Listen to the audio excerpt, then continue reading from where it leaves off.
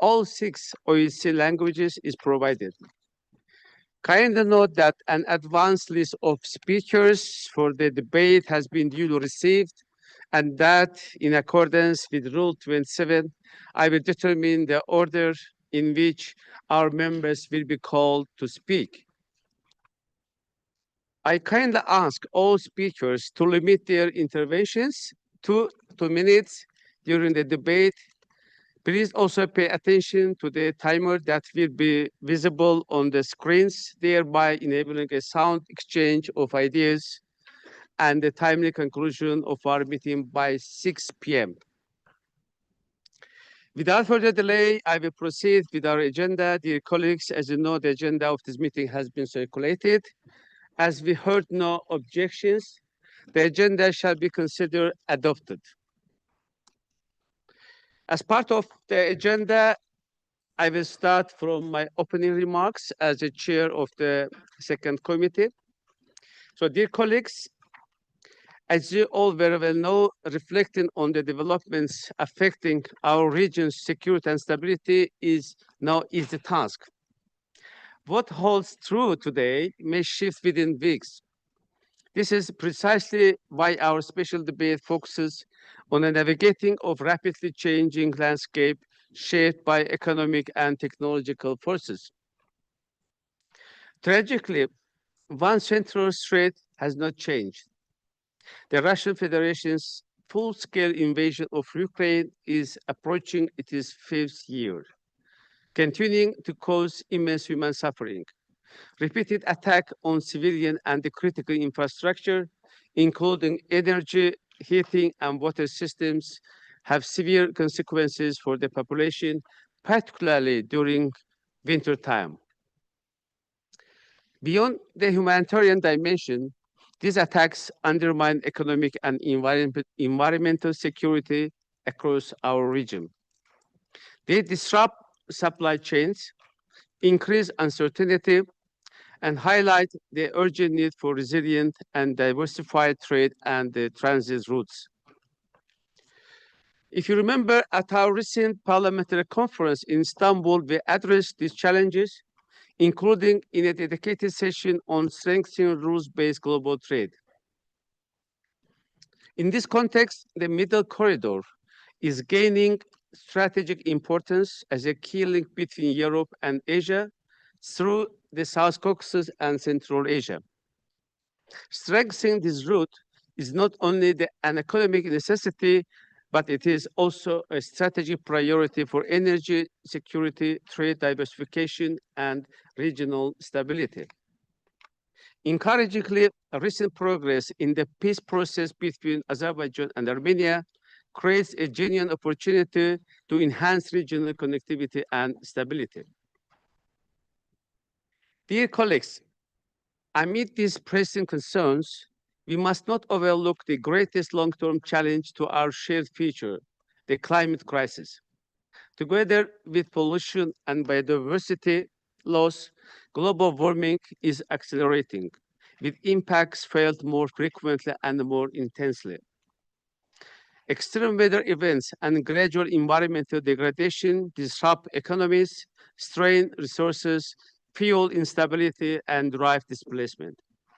The economic and social costs are rising. This is the moment to strengthen mitigation and adaptation efforts, not to retreat from international cooperation. Only collective action can address these challenges effectively. At the same time, rapid technological innovation is reshaping the global security environment. Artificial intelligence is developing at unprecedented speed and increasingly shaping our economies and societies. Whether these technologies enhance prosperity and stability or create new vulnerabilities will depend on how effectively we guide their development and governance. Our committee consistently advocated for a sustainable, safe, ethical, and human-centered approach to emerging technologies. Over the past 3 years, we have addressed not only the benefits of AI, but also the urgent need for reliable regulatory frameworks and legal safeguards to mitigate its real risk, including through dedicated conferences and debates. I am confident that this issue is likewise receiving growing attention within the national parliaments of OSCE participating states, many of which are adopting relevant legislation and policy measures. Nevertheless, there remains a clear need for a structured exchange of experience on national law, regulatory approaches, and proven best practices. The second committee provides an ideal platform for these purposes. In this context, I would like to suggest that the Special Representative on Artificial Intelligence consider compiling a list of participating states that have adopted AI-related laws, regulations, or national strategies, and preparing a comparative overview of these frameworks. Such an initiative could assist our committee in identifying and sharing best practices while also strengthening the capacity of participating states to manage AI-related risks in an effective manner. Dear colleagues, turning now to our program, we will shortly hear from Ms. Paula Cardoza, who will outline key elements of her report for the upcoming annual session in The Hague. We will then receive remarks on behalf of Ambassador Meta Zupevic, chairperson of the Economic and Environmental Committee, outlining priorities for 2026. Today's special debate on geoeconomics, technology, and security, navigating a changing landscape, offers a timely opportunity to reflect on the economic and technological forces shaping security across the OSCE region. We are privileged to be joined by distinguished speaker, Dr. Stephen Everts, Director of the EU Institute for Security Studies, Mr. Ryan Fedasiuk, Fellow at the American Enterprise Institute, Mr. Mikhail Zinkanel, Director of the Austrian Institute for European and Security Policy, and of course, Ambassador Bakir Yusupov, OSCE Coordinator of Economic and Environmental Activities. To follow for a focused exchange, there will be one consolidated discussion following the special debate. I encourage all interested members to actively contribute, as today's deliberation will help shape our committee's future work in this evolving field. Dear colleagues, thank you for your attention. Now, without further delay, I will give the floor to our rapporteur, Ms. Paula Cardoza. Dear Paula, please, you have the floor. We are looking forward to listening to your updates or your feedback or your thoughts for the upcoming annual session. Please, you have the floor. Thank you, dear Mr. Chairman, dear colleagues. Thank you for giving me the floor to present the main priorities of the draft report of our next annual session in Hague. In recent years, the OSCE area and each of its participating states has been facing new challenges and dilemmas that call into question many of the achievements of the previous 50 years.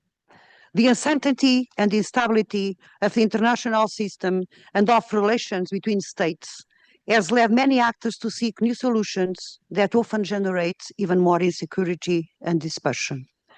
In the economic and environment fields, international actors have sought to implement corrective solutions that in many cases prove to be insufficient or untimely. The challenges we face, although they may have different origins, are mainly concentrated in the following areas: armed conflicts, particularly the Russian Federation's war of aggression against Ukraine, threats to democracy and the rule of law from a growing number of authoritarian actors, climate change and environmental degradation, barriers to free trade, the struggle for access to natural resources, a disinformation plague, fueled by an unprecedented race towards technological and digital domination. The combination of these factors has made the international system increasingly unregulated and unpredictable. For all of these reasons, we must ask ourselves what role the OSCPA and its Parliament Assembly will play in the coming years. We must focus on renewing the OSCE while maintaining the basic principles agreed in Helsinki. Abandoning or the downplaying these principles will spell to the end our organization. We must keep the comprehensive approach to security with the three original baskets as our core strategic tool. Field work is essential and must be strengthened. Without this work on the ground, without contact with the people and their hardships, much of what OSCE stands for today ceases to make sense. In this regard, the OSCE must be a useful tool for citizens, but it should also be more effective and more visible. The areas of institution building and interregional and cross-border cooperation ought to be priorities. One of the problems we presently face is the financial stranglehold on the OSCE. The current budgetary situation is unsustainable. We have an obligation as parliamentarians to put pressure on our governments to provide robust budgetary support for the organization in order to recover the losses of recent years.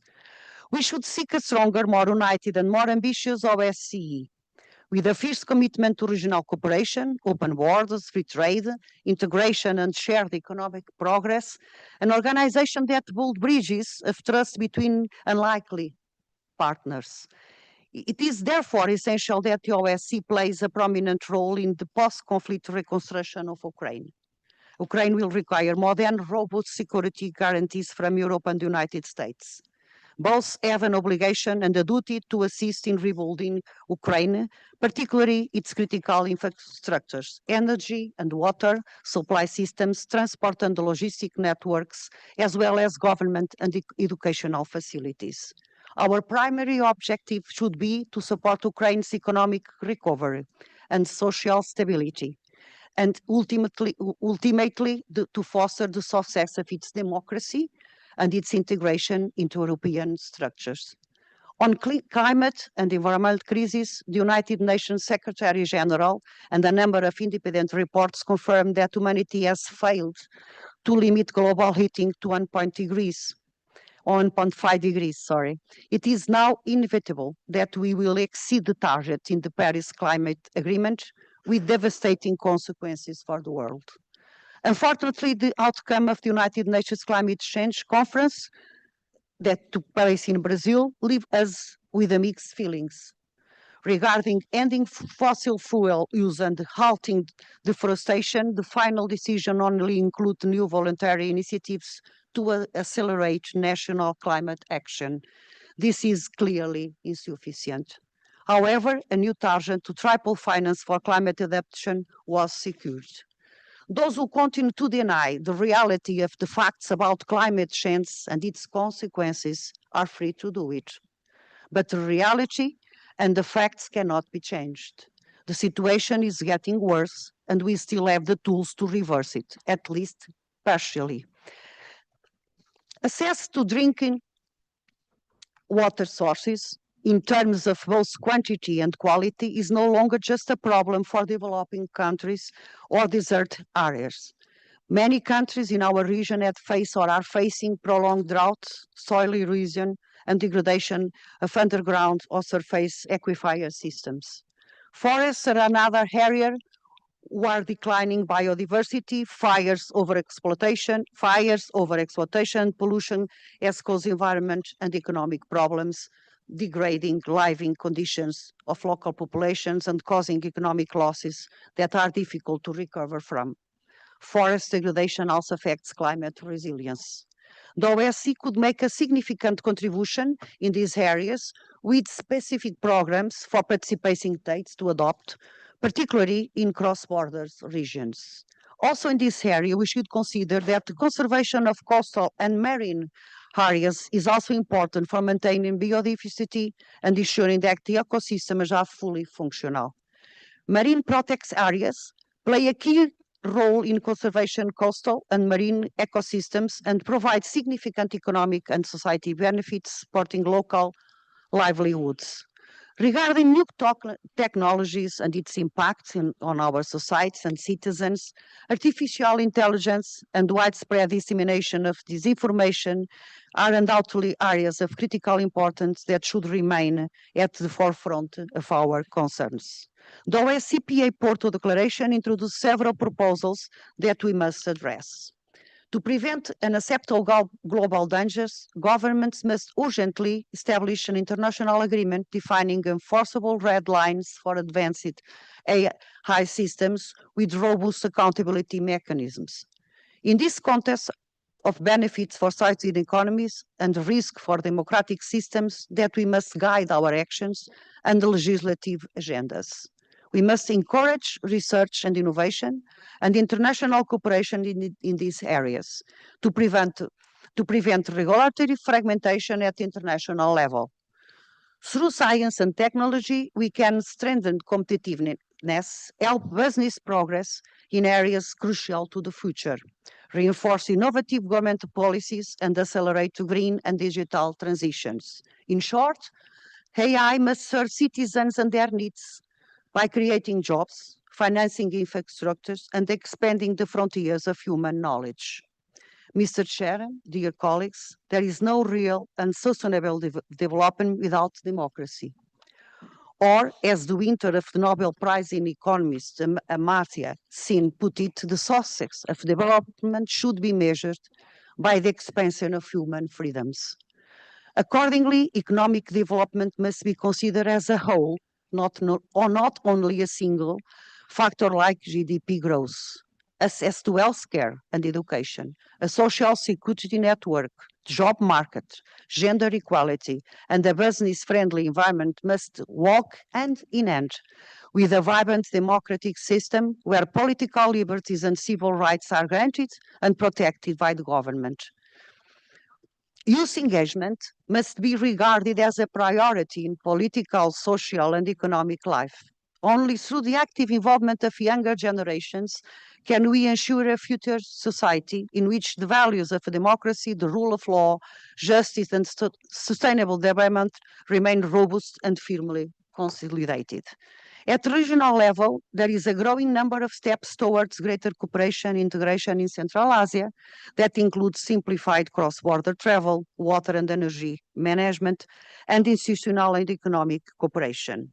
Also in our region, we should warmly welcome the peace agreement between Armenia and Azerbaijan and strongly advocate for the swift opening of borders and the facilitation of trade between these countries and Turkey. We should also pay great attention to the role of local governments and municipalities is paramount. These institutions play an active role promoting cross-border cooperation, easing tensions, and strengthening economic and social ties between neighboring communities and countries. To conclude, it is evident that societies thrive when they are more open to trade, cooperations, and scientific progress. An historian, Johan Norberg, pointed out the most secure and prosperous societies did not hide from the world. They were confident enough to remain open to trade and ideas, owing the new to the challenge, the no. I look forward to our discussion and for your contributions for this report and for the resolution. Thank you. Thank you very much, Ms. Cardoza, dear Paula, for your excellent presentation. And as usual, you have brought up many challenging issues to our agenda. And I think that this is really topics that we have to concentrate and focus on. And I personally, as chair of the committee, I'm looking forward to working very closely with you and to elaborate all these important items for our annual session to be held in the next July in Hague. Thank you very much. Now, the winter meeting, dear colleagues, is meant to facilitate our interaction with the governmental structure of the OSCE. Let me stress that we do enjoy excellent cooperation with all executive structures, also owing to the groundwork of our staff here in Vienna. In fact, we regularly contribute to relevant OSCE initiatives and events in the second dimension. Similarly, we always invite OSCE leaders and experts to inform our policy debates. Finally, we often meet bilaterally to coordinate priorities and increasingly engage in joint activities. Now, dear colleagues, I would like to give a floor to Ms. Alia Brinovic-Juresha, who will deliver the address on behalf of Ambassador Merita Zipovic, Chair of the OSCE Economic and Environmental Committee. Dear Ms. Brinovic-Juresha, you have the floor. Yeah, please, Madam Brinovic, you have the floor. Thank you very much, and good afternoon to everyone. It's a pleasure to join you here in this afternoon today. Dear Excellencies, dear members of the Parliamentary Assembly, dear colleagues, on behalf of the Chair of the Economic and Environmental Committee, Permanent Representative of Slovenia, Ambassador Melita Župevc, I would wish to express our sincere gratitude for the kind invitation to address the members of the General Committee on Economic Affairs, Science, Technology and Environment at this winter meeting. This year, Slovenia has the honor of chairing the Economic and Environmental Committee for the second time, and we are grateful to the Swiss chairpersonship for placing their trust in us. I'm pleased to recall that our first introductory meeting of the committee took place on the 28th of January, where the Swiss chairpersonship presented its priorities and we outlined the general framework for 2026. The keynote address delivered by Professor Michael Hengartner highlighted how rapid scientific and technological developments are shaping economic systems, environmental management, and societal resilience, with direct implication for security and stability across the OSCE area. These developments bring both opportunities and risks, requiring foresight, sound governance, and dialogue, while underlining the role of multilateral organizations such as the OSCE in fostering cooperation and trust. Turning to the substance of our work in the first half of the year, I would like to inform you that the first thematic meeting will take place next week, and we will focus on future-proof economic systems. It will explore inclusive economic approaches, ways to strengthen local initiatives, and practical measures to ensure that economic development promotes both stability and security. Special attention will be given to opportunities for communities and young entrepreneurs. This will show how resilient economies can support social cohesion and reduce vulnerabilities across the OSCE area. The second thematic meeting, held jointly with the Security Committee and Human Dimension Committee, will focus on emerging technologies, reflecting the cross-dimensional impact of technological developments and the need for more coordinated responses. In April, we will address natural resource systems and focus on emphasizing risk management, resilience, sustainable practices, innovation, and governance from local to multilateral levels. The final discussion in the first half of this year will focus on dialogue and trust, aiming to strengthen economic and environmental networks and foster coordinated action and confidence building across institutions, sectors, and borders. Throughout 2026, a multi-stakeholder approach will be central to our work, bringing together governments, the private sector, academia, civil society, and OSCE field operations, while ensuring the integration of gender equality and inclusivity. The challenges we face are increasingly complex and interconnected. Economic pressures, environmental stress, technological change, and the ongoing consequences of Russia's war of aggression against Ukraine emphasize the importance of foresight, dialogue, and coordinated action. By identifying emerging trends early and strengthening resilience across systems and societies, we can reduce vulnerabilities and mitigate future risk. I would also like to highlight the important role of the OSCE Parliamentary Assembly. By bringing together parliamentarians from all participating states, it ensures that legislative perspectives inform our work on economic, environmental, and security matters. Through its activities, the Assembly strengthens democratic oversight, supports the implementation of OSCE commitments, and contributes to resilience and stability across the entire OSCE region. With the continued support of the Parliamentary Assembly, participating states, and OSCE executive structures, we are confident that we can make significant progress on the critical issues within the economic and environmental dimension in 2026. I thank you for your attention and wish you a productive and successful meeting. Thank you very much. Thank you very much, Madam Brinovich-Reza, for your interesting intervention. And I fully agree with you that we have a great cooperation between Parliamentary Assembly and the OSCE structures. I really appreciate the efforts of Ambassador Zupovic as well as Ambassador Batik, my friend Batik Zupov, because for the last 2 or 3 years, we had an opportunity to discuss many challenging issues, many topics that is very common for both of us. And also, we do appreciate that we had an opportunity to enjoy working together and participating in different events. And also, I very much appreciate that Ambassador Batik Zupov has invited our second committee to attend many different events organized by Secretariat. By the way, using this opportunity, I'd like to thank Secretary General of OSCE and the other let's say, officials that really are very supportive to the work of the OSCE Parliamentary Assembly. Thank you very much. Dear colleagues, I will now move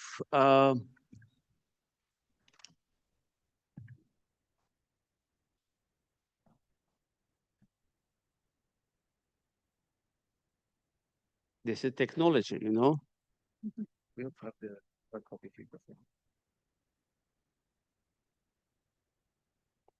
So you have sometimes advantage and disadvantage as well. So, dear colleagues, now we will move our special debate on geoeconomics, technology, and security, navigating a changing landscape. As you know, today we reflect on the security implications of a world order under strain where multilateralism is weakened and international trade rules are increasingly undermined, and we explore pathways toward the peaceful, prosperous, and secure future. Raising geopolitical tensions, restrictive trade measures, economic coercion, concentrated supply chains, rapid technological advances, and climate change are generating new risks and uncertainties. I will focus in particular on geoeconomic pressures and one-sided dependencies and technological transformation as key factors challenging the stability of our international system. To use of the economic instruments to pursue political or security objectives is not new. What is new is the scale of intensity with which such tools are now deployed. Trade barriers, export and investment controls, and industrial policy interventions are increasingly shaping global economic relations. As discussed during our last autumn meeting, we are witnessing a shift from the positive sum logic of the liberal economic order toward a more competitive framework centered on relative gains. Controls over critical technologies, competition over raw materials and energy routes, and broad tariff measures increasingly test established trade rules and norms. This shift carries economic consequences. The OECD The World Bank and the IMF have all revised their growth forecast for 2026 downward. Key risks include weaker technology-driven growth expectations and escalating geopolitical tensions. Trade disputes often trigger retaliation, and rather than creating winners, they tend to produce lose-lose outcomes. Another consequence is pressure on multilateral institutions. The World Trade Organization, designed to safeguard predictable trade rules, is under strain as compliance declines. According to calculation by the Kiel Institute, a worst-case scenario of global fragmentation combined with the collapse of the WTO could reduce global GDP by 2.6% in the short term and by around 1% in the long term. Smaller states would be particularly exposed as weakened multilateral frameworks reduce protection against economic coercion. Dear colleagues, as global centers of growth and production continue to shift, vulnerabilities in energy supply, transport routes, and concentrated supply chains have become more visible. In Europe, the Russian war of aggression against Ukraine has exposed these risks.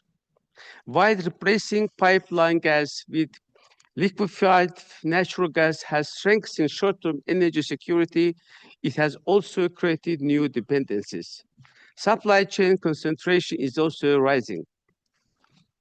OECD analysis shows that insufficient diversification is about 50% more frequent today than in the late 1990s. China accounts for roughly one-third of global manufacturing output, highlighting the degree of global concentration in key production sectors. For OECD participating states deeply integrated into energy markets and global value chains, reducing one-sided dependencies and strengthening resilience is therefore not only an economic priority, but a strategic imperative. These dynamics extend into the digital domain. Access to critical raw materials, semiconductor production, cloud infrastructure, quantum technologies, and artificial intelligence is increasingly central to global competition. The European Union's reliance on rare earth imports illustrates these challenges. Early in the 2020s, around 98% of EU rare earth imports came from China.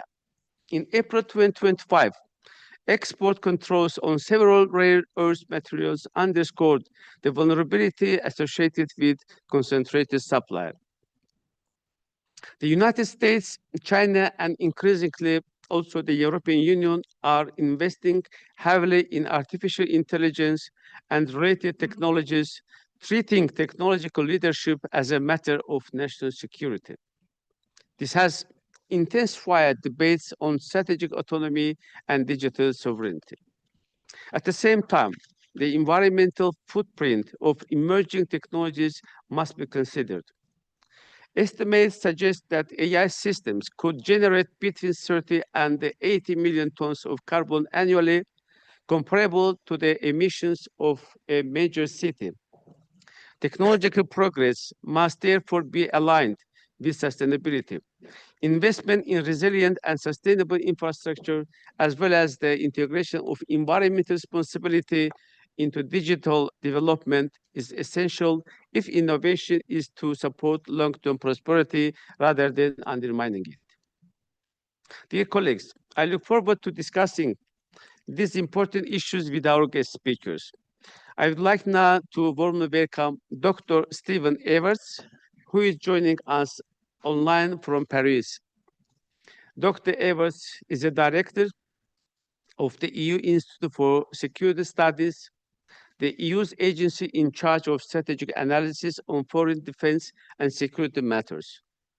Before that, he held senior advisory position at the European External Action Service and earlier worked on energy and the foreign policy as part of the EU's top diplomatic echelons. We are grateful, Dr. Everts, that you have made time in your busy schedule to share your expertise on this critical topic. I am eager to hear your insights on the security implications of the latest geoeconomic developments in the OSCE area. I invite all committee members to wear their headsets to follow Dr. Everett's presentation online. Dr. Everett, please, floor is yours. Good afternoon, colleagues. Greetings from Paris, which is where the EU Institute for Security Studies has its headquarters. Let me give colleagues a moment to arrange their headphones. And then I would like to maybe share some thoughts and to share some presentations, some images as well, from the perspective of the EU ISS. Can I confirm that the presentation is now being loaded? My colleague is assisting me with this, and we will try to make sure that you can all see this. There you go. There it starts. Dear colleagues, Mr. Chairman, what I have proposed for you in collaboration with your staff is to share some ideas on how, from the perspective of the European Union, this world of change and challenges looks right now, and to draw some conclusions about what we collectively can do to promote security around the European Union and in the wider world. So here we go. Let's start with the sort of how the world looks really at the beginning, relatively at the beginning of 2026. The main headlines you see here point to the fact that global tensions are rising, threats and wars are escalating. We are overall, it seems to me, in a period of escalation, where major powers are advancing an increasingly aggressive and assertive set of policies, ranging from the imperial war that Russia continues against Ukraine, but also growing tensions further afield, including from China and other players. So that, if you like, there is an increasing tension between those forces of coercion, the forces of revisionism, and at the same time, those colleagues and political leaders that advance another value proposition based on continued international cooperation, based on rules, based on multilateralism, a reinvigorated multilateralism. And I think that's one of the main tensions that the world today is grappling with a world that's drifting more and more in the direction of power politics, of an increasing use of violence, of an increasing number of international conflicts. On the one hand, a world of coercion versus a world and a set of political actors and leaders that seek to counter this and seek to rejuvenate, reform, revitalize multilateralism. The first couple of weeks, I think, of the year have confirmed some trends that I think have shaped our world already for some time. I mentioned this world of power politics, where we see an increasing disrespect and disregard for international law. Excuse me, Dr. Evers, can you make sure that the slides is moving? Okay, it's moving in front of me, but it is not moving in front of you. Can you please confirm? Yes, this is true. Bear with me 1 second. Matteo, now. Sorry. It's not working. Yeah. Maybe you can put it on full screen. On full screen. That's what we did. It's my colleague is assisting me. Somehow the slides are not advancing online. Unfortunately, we can't help you from now. No. From here. We were trying. Bear with us a second. We're trying to. Okay. Thank you. Fix it at our end.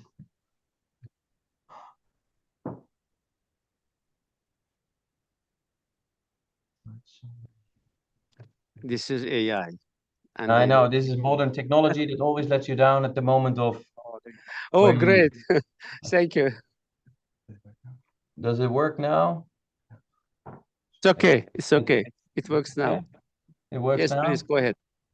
Okay, Thank let's stay here. You advanced. Let's go to the next slide, Matteo, please. As I tried to summarize, these are some of the main trends that we have seen already in 2025 and that we've seen come back in a sharper form at the beginning of 2026. So the world of power politics and an increasing disregard for international law. A return of the spheres of influence thinking, both from the United States side, but also playing into narratives advanced by Russia and China. I think from the perspective of the European Union, all this is sharpening one of our core dilemmas. And that dilemma is that we have an enduring security dependence and relationship with the United States, but we also see an increasing set of challenges and threats from the United States to the European Union. And all this feels from the side of the European Union that there's a degree of pressure being put on the European Union from all these three actors, from the three parts of the triangle, if you like, from Russia, which continues its imperial war, from the United States, which mixes a degree of uncertainty with also elements of ideological hostility, and from China, which is not shy in weaponizing the economic dependencies that it has.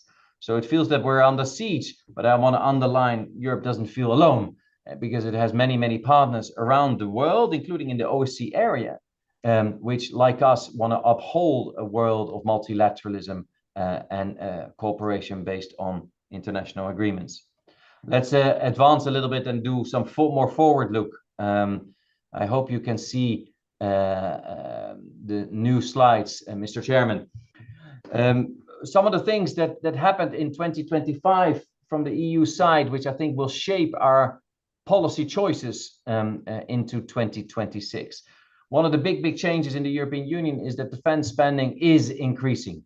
Roughly, it has doubled since February 2022, when Russia started its full-scale invasion of Ukraine.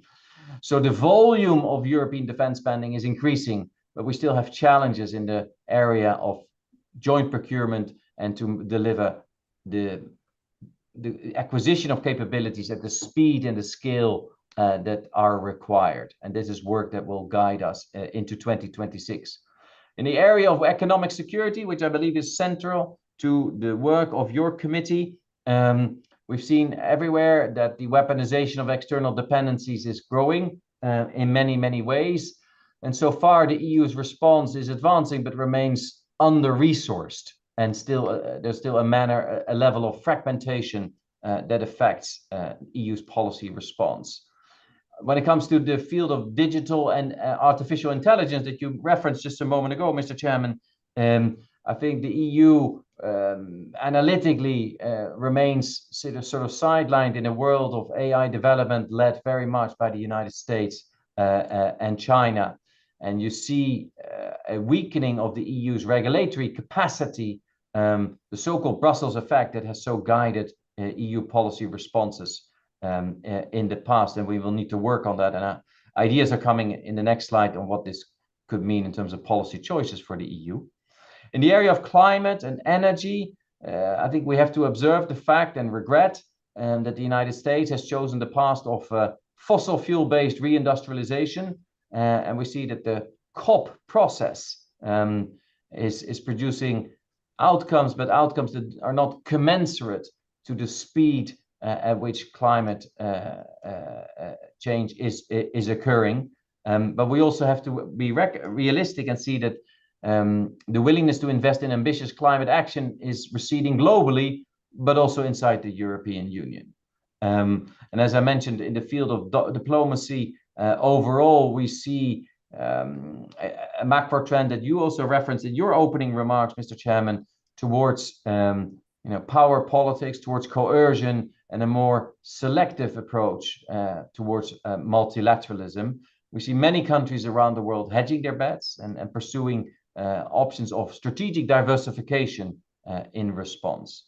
Let's go to the next slide and see what does all this mean in terms of policy priorities. Where do we go next? This is the diagnosis, if you like. What are we going to do about it? Well, what we can do and what we should do as Europeans is not only spend more, but above all spend better and spend more European in a more European integrated way, and demonstrate the added value of some of the new instruments that the European Union has put in place to strengthen collaboration on the industrial side and other domains. On economic security, I think we have to get more serious on the de-risking agenda, not the decoupling, but the de-risking agenda. And that should guide our policies and our thinking in terms of procurement and reform of procurement rules, local content requirements, and efforts at joint approaches to stockpiling, including in the space of critical raw materials.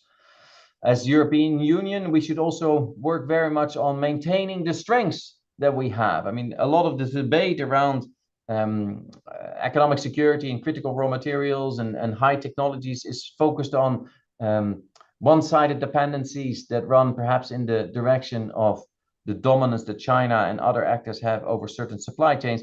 It is fair, analytically correct, to point out that we also have a number of key assets as Europeans in this field that we should hold on to and approach in a strategic way.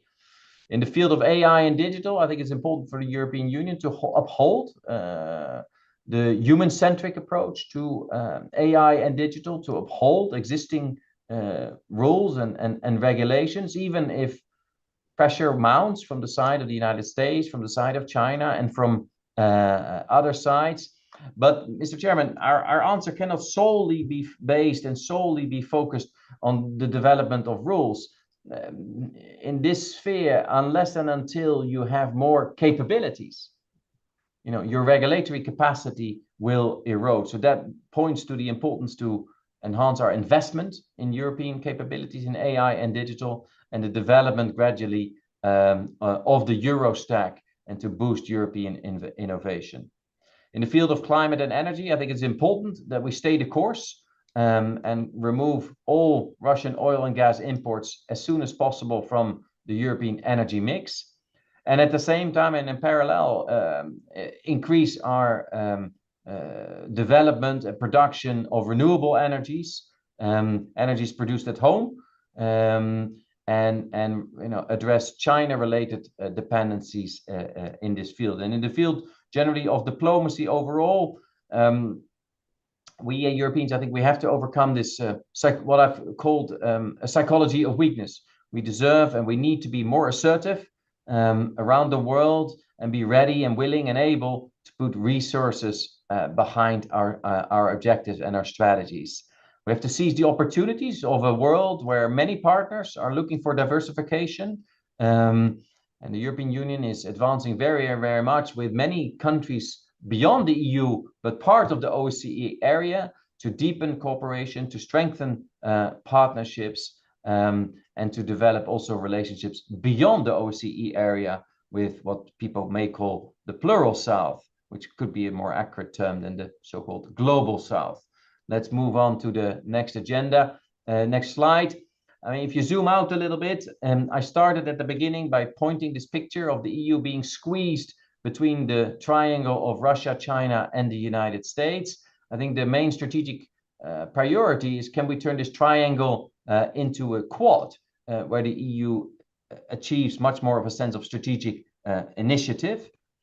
In view of the time, we can go a little bit fast. Another triangle that we have to perfect, the triangle, is the triangle between defense, economic security, and hybrid threats. And that means that we have to, strengthen our economic security through research and investments and the development of critical technologies, boosting civil military cooperation, and leveraging, of course, European investment and capitals at scale. So we perfect also that second triangle. A final word, if you allow me, Mr. Chairman, and I'll close, is to give the members of this committee, some sense of what we will be working on at the EU ISS this year. And our doors are always open. A lot of our work is available on our website. And if any member of the committee would like to learn more about our work, we're always ready to continue that cooperation. There are three sort of top priorities that we will have. One big piece of work coming out later next month is on defending Europe and deterring Russia. What will it take to defend Europe against the panoply of threats, and in terms of capabilities, but also in terms of organization. More work on the role of external actors in areas that are really important to the European Union. And finally, how do we deal better with so-called hedging powers? A new category, if you like, of actors on the international stage. They're not adversaries, they're not fully like-minded, they're sort of in between. And how can we deal with those countries in a more successful and result-oriented way? Let me end it here, Mr. Chairman. It's been a pleasure really to share some thoughts with you and members of the committee. I'm able to stay for a little bit more time until 16:30, if that is useful for the debate. But after that, forgive me, there is another meeting I will have to attend to later on. Mr. Chairman, the floor is back to you. Thank you so much. Thank you very much, Dr. Everts, for your really interesting and thought-provoking presentation. I found it very much useful. I think our colleagues will, of course, benefit during the debates. What you have said about the defense, security, and the AI-related issues. Of course, unfortunately, you don't have enough time to stay connected with us, but I think we can raise some question. But if it would be better if you can share your presentation to us, maybe we can use further on. But again, thank you very much, Dr. Ibras, for your time and for your cooperation with the committee members. Dear colleagues, now I am delighted to introduce our next speaker, who is Mr. Ryan Fedasiuk, fellow at the American Enterprise Institute. He works at the intersection of foreign and defense policies on the one hand, and technology, science, and energy on the other. Additionally, Mr. Fedasiuk, sorry if I spell your surname not enough correct way. He serves as an adjunct assistant professor at Georgetown University. Previously, he has worked at the U.S. State Department as a U.S.-China bilateral affairs advisor and technology officer. So Mr. Fedasiuk is also joining online. I look forward to your take on how we can effectively address the challenges stemming from growing geoeconomic competition and new technologies. So, Mr. Fedasiuk, the screen is yours, please.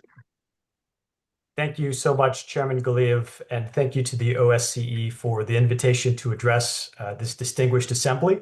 We have been promised a debate about geoeconomics, and so I'm certain a debate is what we will have. I want to speak with you today about a specific transformation that will reshape the global economy as profoundly as electrification or the internet, and about why the transatlantic relationship will either define this transformation or be defined by it. We are living through what I call the inference revolution with respect to the development of AI. Just as cloud computing became the invisible backbone of the internet and digital life as we know it, inference computing is becoming the substrate of artificial intelligence services worldwide. Every time translation, document synthesis, or scientific simulation is made by an AI system, it depends on access to distributed, reliable computational power operating at a scale we are only just beginning to comprehend. The numbers speak for themselves. American technology and AI companies are projected to spend more than $400 billion on data center infrastructure over the next several years. To put that in perspective, US data centers alone are projected to exceed the energy consumption of all of Japan by 2030. Such massive investment will rewire the global economy for the next half century. What matters for this assembly is this. Europe is not a passenger in this transformation, but Europe's role is not what many of you may think. The AI stack has 6 critical layers, and we should be direct about where Europe stands in each. In terms of critical minerals extraction and processing, Europe produces essentially nothing and depends almost entirely on China. For high bandwidth memory and advanced chip packaging to make modern AI accelerators, Europe has no presence. For the fabrication of logic chips, Europe has manufacturing capability, but only at mature process nodes, not the bleeding edge technology where competition between the United States and China is most intense.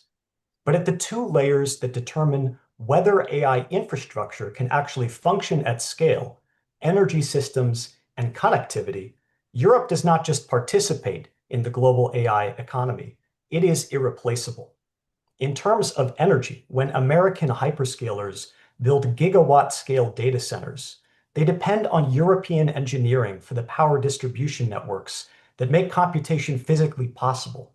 These are the turbines, transformers, and switchgear sold by companies like Siemens, ABB, and Schneider Electric. In terms of connectivity, companies like Prysmian, Nexans, and NKT control 65% of global submarine cable markets. Every connection between data centers, every undersea link carrying traffic between continents, depends on European cable manufacturing and installation expertise that cannot be quickly replicated elsewhere. This is the brutal arithmetic of the AI age. American capital needs European infrastructure capabilities. There is no path to AI leadership that runs around Europe. There is only a path that runs through it. In my view, this is why Europe's greatest strategic error would be pursuing comprehensive digital sovereignty, trying to replicate the entire AI stack domestically. This would be economically unviable and strategically counterproductive. But Europe should pursue selective sovereignty, identifying the 2 or 3 layers of the AI stack where Europe has natural advantages and can make itself absolutely essential at those layers.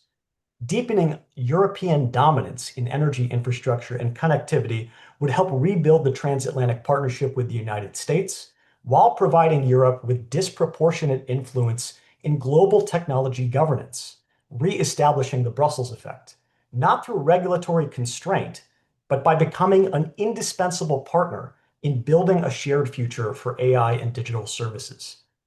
But there is an uncomfortable reality that this assembly must face. Europe is treating its advantage in AI as permanent rather than perishable. Some in this assembly and in national parliaments are pushing to build European alternatives across the entire AI technology stack rather than leveraging the advantages that Europe already possesses. Europe has engineering excellence, it has manufacturing capacity, and what it increasingly lacks is grid infrastructure, regulatory velocity, and deployment speed to convert these advantages into sustained indispensability. 2 guiding principles provide a path forward. The first is for Europe to move faster. The pace of decision-making on this continent was calibrated for a different era. Siemens Energy, for example, recently reported a $160 billion backlog with some turbine frames sold out for 7 years, while transformer lead times exceed 2 years. These bottlenecks in the global AI ecosystem will not resolve themselves through patience. They require aggressive expansion in capacity and regulatory reform to prioritize deployment speed. Europe should invest specifically in 3 areas: energy generation capacity, grid-scale storage, and transmission infrastructure. The inference revolution is fundamentally about energy. The regions that can deliver reliable, cost-effective power at massive scale will host the computational infrastructure of the future, while those that cannot will find themselves dependent on AI services hosted elsewhere. Second, Europe should demand reciprocity without retaliation. European regulations are credible when they apply equally to all market participants, but they lose credibility when they disproportionately target American companies and when enforcement seems calibrated for revenue extraction rather than toward legitimate social aims. We should also ask honestly, if regulatory requirements make Europe commercially unviable for American AI platforms, who will fill that vacuum?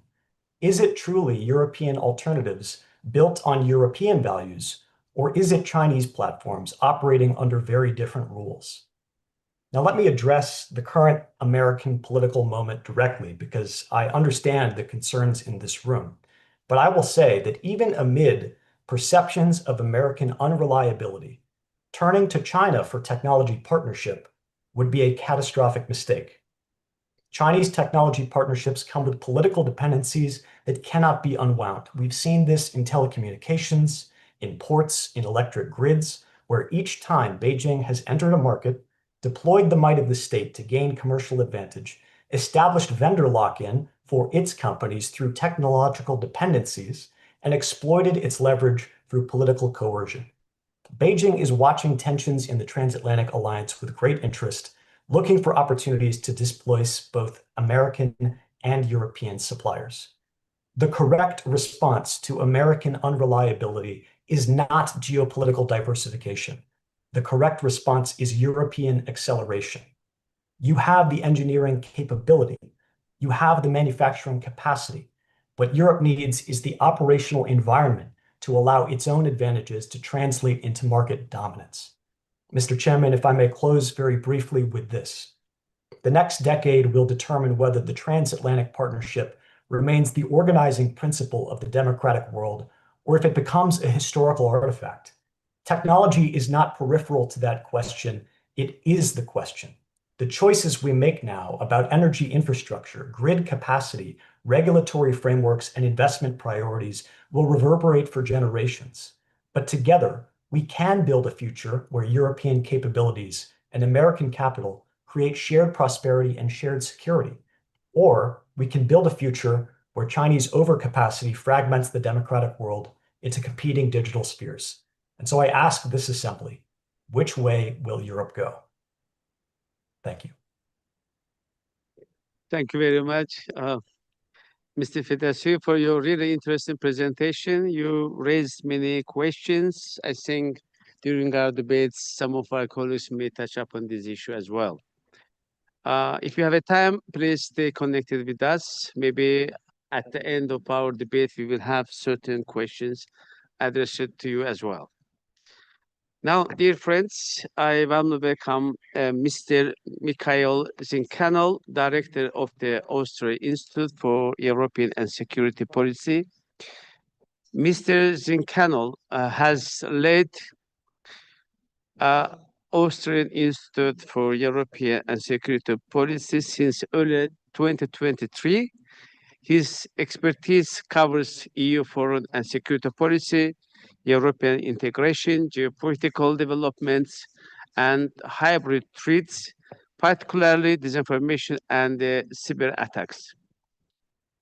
Dear Mr. Zinkanol, we are delighted to have you with us today and look forward to your insights on Europe's evolving security landscape in the context of current geopolitical and geoeconomic challenges. Please, you have the floor. Thank you very much. Honorable Chair of the General Committee on Economic Affairs, Science, Technology, and Environment, Mr. Asai Guliev, Excellencies, dear ladies and gentlemen. It is my great honor to contribute to this special debate on geoeconomics, technology, and security, and to share some perspectives and thoughts with you on navigating a changing landscape. Change is nothing new. Change is a constant in economic, technological, and political affairs. We have all lived through change during our personal and professional lives. And also, change has occurred to the OSCE from the Helsinki Final Act in 1975 until today. The OSCE has not only endured change, but also significantly contributed to overcoming change in form of crisis and conflict. Today, we're entering a new era of change where uncharted waters and uncertain horizons lie ahead. Geoeconomic rivalry is intensifying. Technological advances bear more risks than opportunities, and security challenges are becoming more frequent and more obscure. These shifts do not stand alone. They are deeply interconnected and accelerate one another. As a result, they're not only reshaping the strategic landscape in which we operate, but they're also eroding the principles that underpin our decision-making and conflict resolution efforts. Most importantly, these challenges and changes affect us all. Just as no person, no business, or no state alone can manage these multifaceted dynamics alone, no person, no business, or no state is immune to their disruptive effects. Navigating this environment is therefore not optional. It is a prerequisite for all OSCE member states to safeguarding national security, fostering economic prosperity, and strengthening social stability. Every successful navigation requires the right set of instruments and tools. And in my speech today, I'd like to outline 3 concrete instruments that can help us to meet this challenging landscape and to steer the OSCE's collective efforts towards a greater resilience and stability. At first, I would suggest we need a map to visualize an overview of the bigger picture, determining the fault lines of the changing landscape. From this bird's eye view, it becomes quite clear that the traditional geopolitical parameters have undergone a tectonic shift. We have moved from rules-based expectations to force-induced realities. Agreements, norms, and principles cannot be taken for granted anymore. The rule of brute force has returned as a tool of statecraft, exercised even at the cost of openly violating international law. Simultaneously, a new continent is appearing on our map, which bears potentials and threats that are yet to be seen. Artificial intelligence is a strategic game changer. Already today, it forges behaviors, impacts the economy, and shapes the way wars are being fought. AI is, however, not simply a new technology. It is a new entity. Because for the first time in human history, we have created a non-human actor that is influencing our personal and our collective decisions. Accelerated by the emerging field of artificial intelligence, we see one additional element on this map: the ever-shrinking space between the political, economic, and technological landscape. These traditionally separated areas become more and more intertwined and interconnected. This creates new dependencies, leading to new vulnerabilities that are constantly being exploited. Today's environment demands a stronger resilience and a stronger security through applying a sophisticated analytical approach, capturing how risks move across domains and where they can be reduced most effectively. The second instrument I'd like to present to you today is a compass. It's a pivotal tool that calculates the path forward based on a clear assessment of the status quo. Looking at the volatile international landscape with an analytical view, we have to ask ourselves one key question: how are these multifaceted factors affecting the concept and the framework of statehood? Against the background of being confronted with increasingly aggressive political realities, unprecedented technological dependencies, and hawkish economic practices, the sovereignty of nation states is under threat. Cyber attacks, influence operations, economic coercion, sabotaging critical infrastructure, interrupting supply chains, intellectual property theft.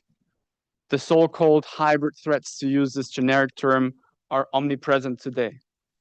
These actions are not only disrupting the economic processes and destabilizing social structures, they're also delegitimizing the integrity and sovereignty of states.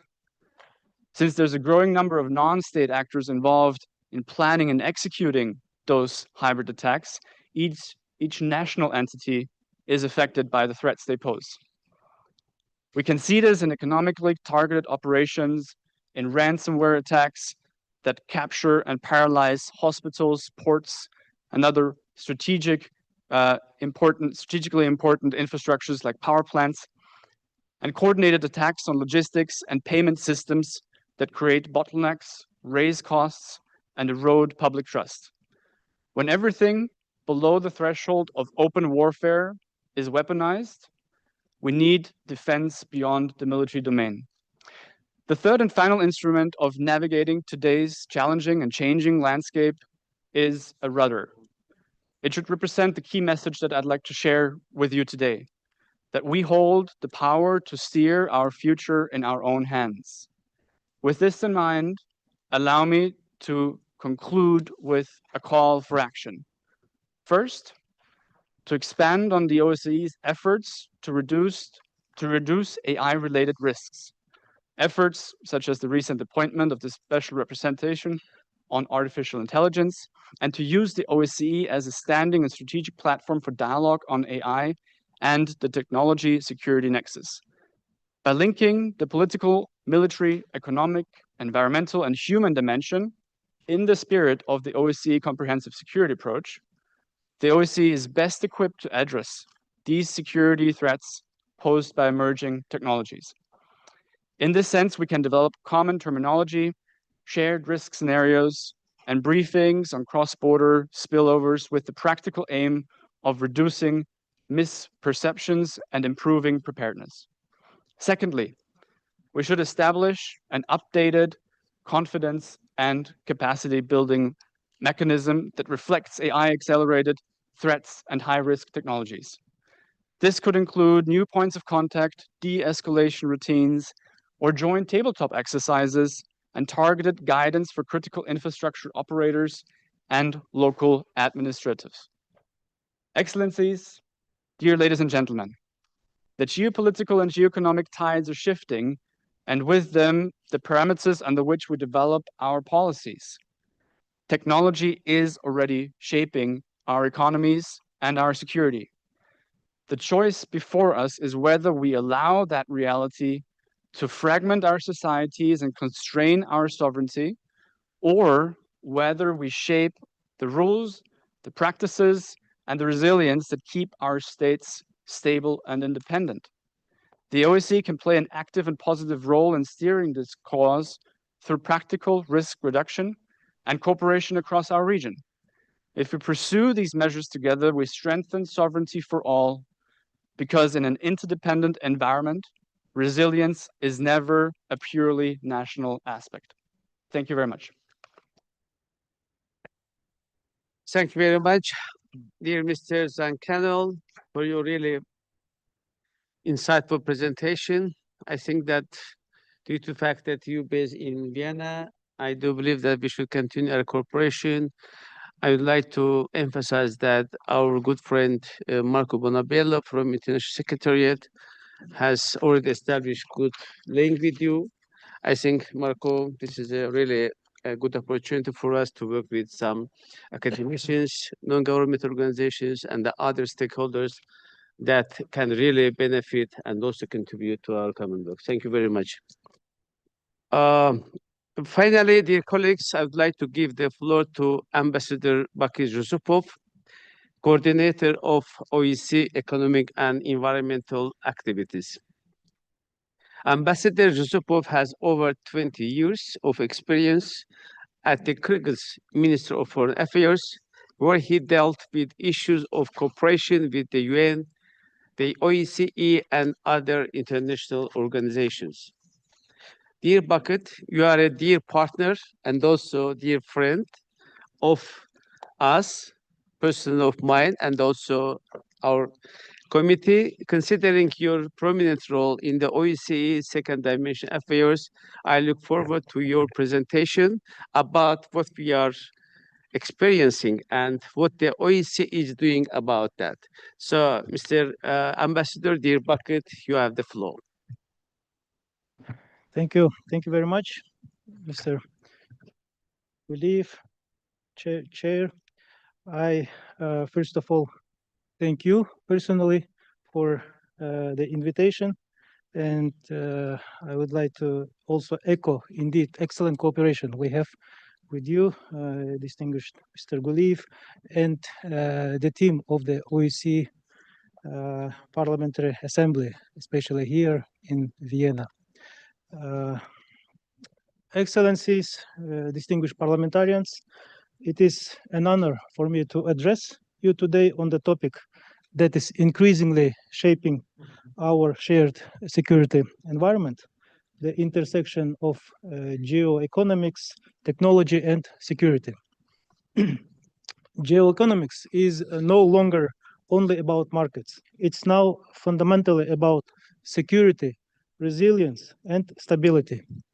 Economic cooperation and technological development, previously seen as primarily as a driver of growth and prosperity, is now increasingly intertwined with security and strategic competition. Technology plays a central role in this evolving landscape. Digitalization, AI, and green technologies offer immense opportunities for growth and sustainability, but they also pose new risks, cyber threats, illicit financial flows, disruptions to critical infrastructure, and the dual-use nature of emerging technologies. The line between economic policy and security policy is rapidly converging. This is why the OSCE's comprehensive security approach is more relevant than ever. Economic, environmental, and technological developments cannot be addressed in isolation from political and security considerations.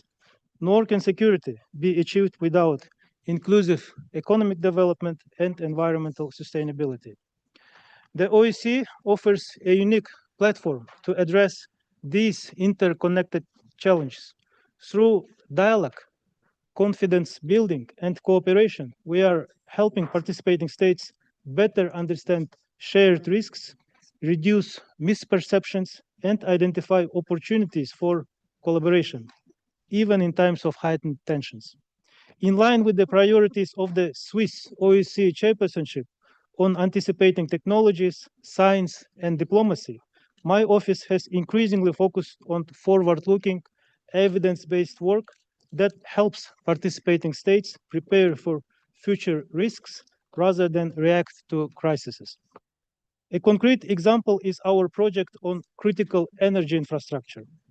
We have provided 15 participating states in Eastern Europe, Southeastern Europe, Mediterranean partners, and beyond with previously unavailable climate projections up to 2054 to inform energy planning and infrastructure resilience.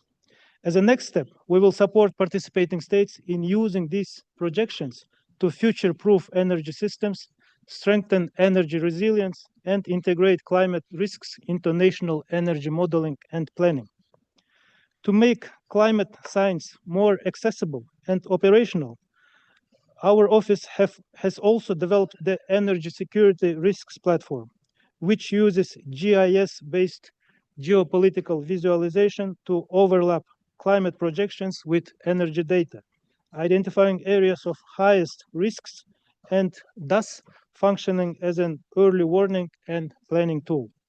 These approaches can serve as a model for how participating states integrate long-term scientific foresight and anticipatory data into security-relevant economic planning, sustainability, and resilience, as well as identifying opportunities for regional cooperation.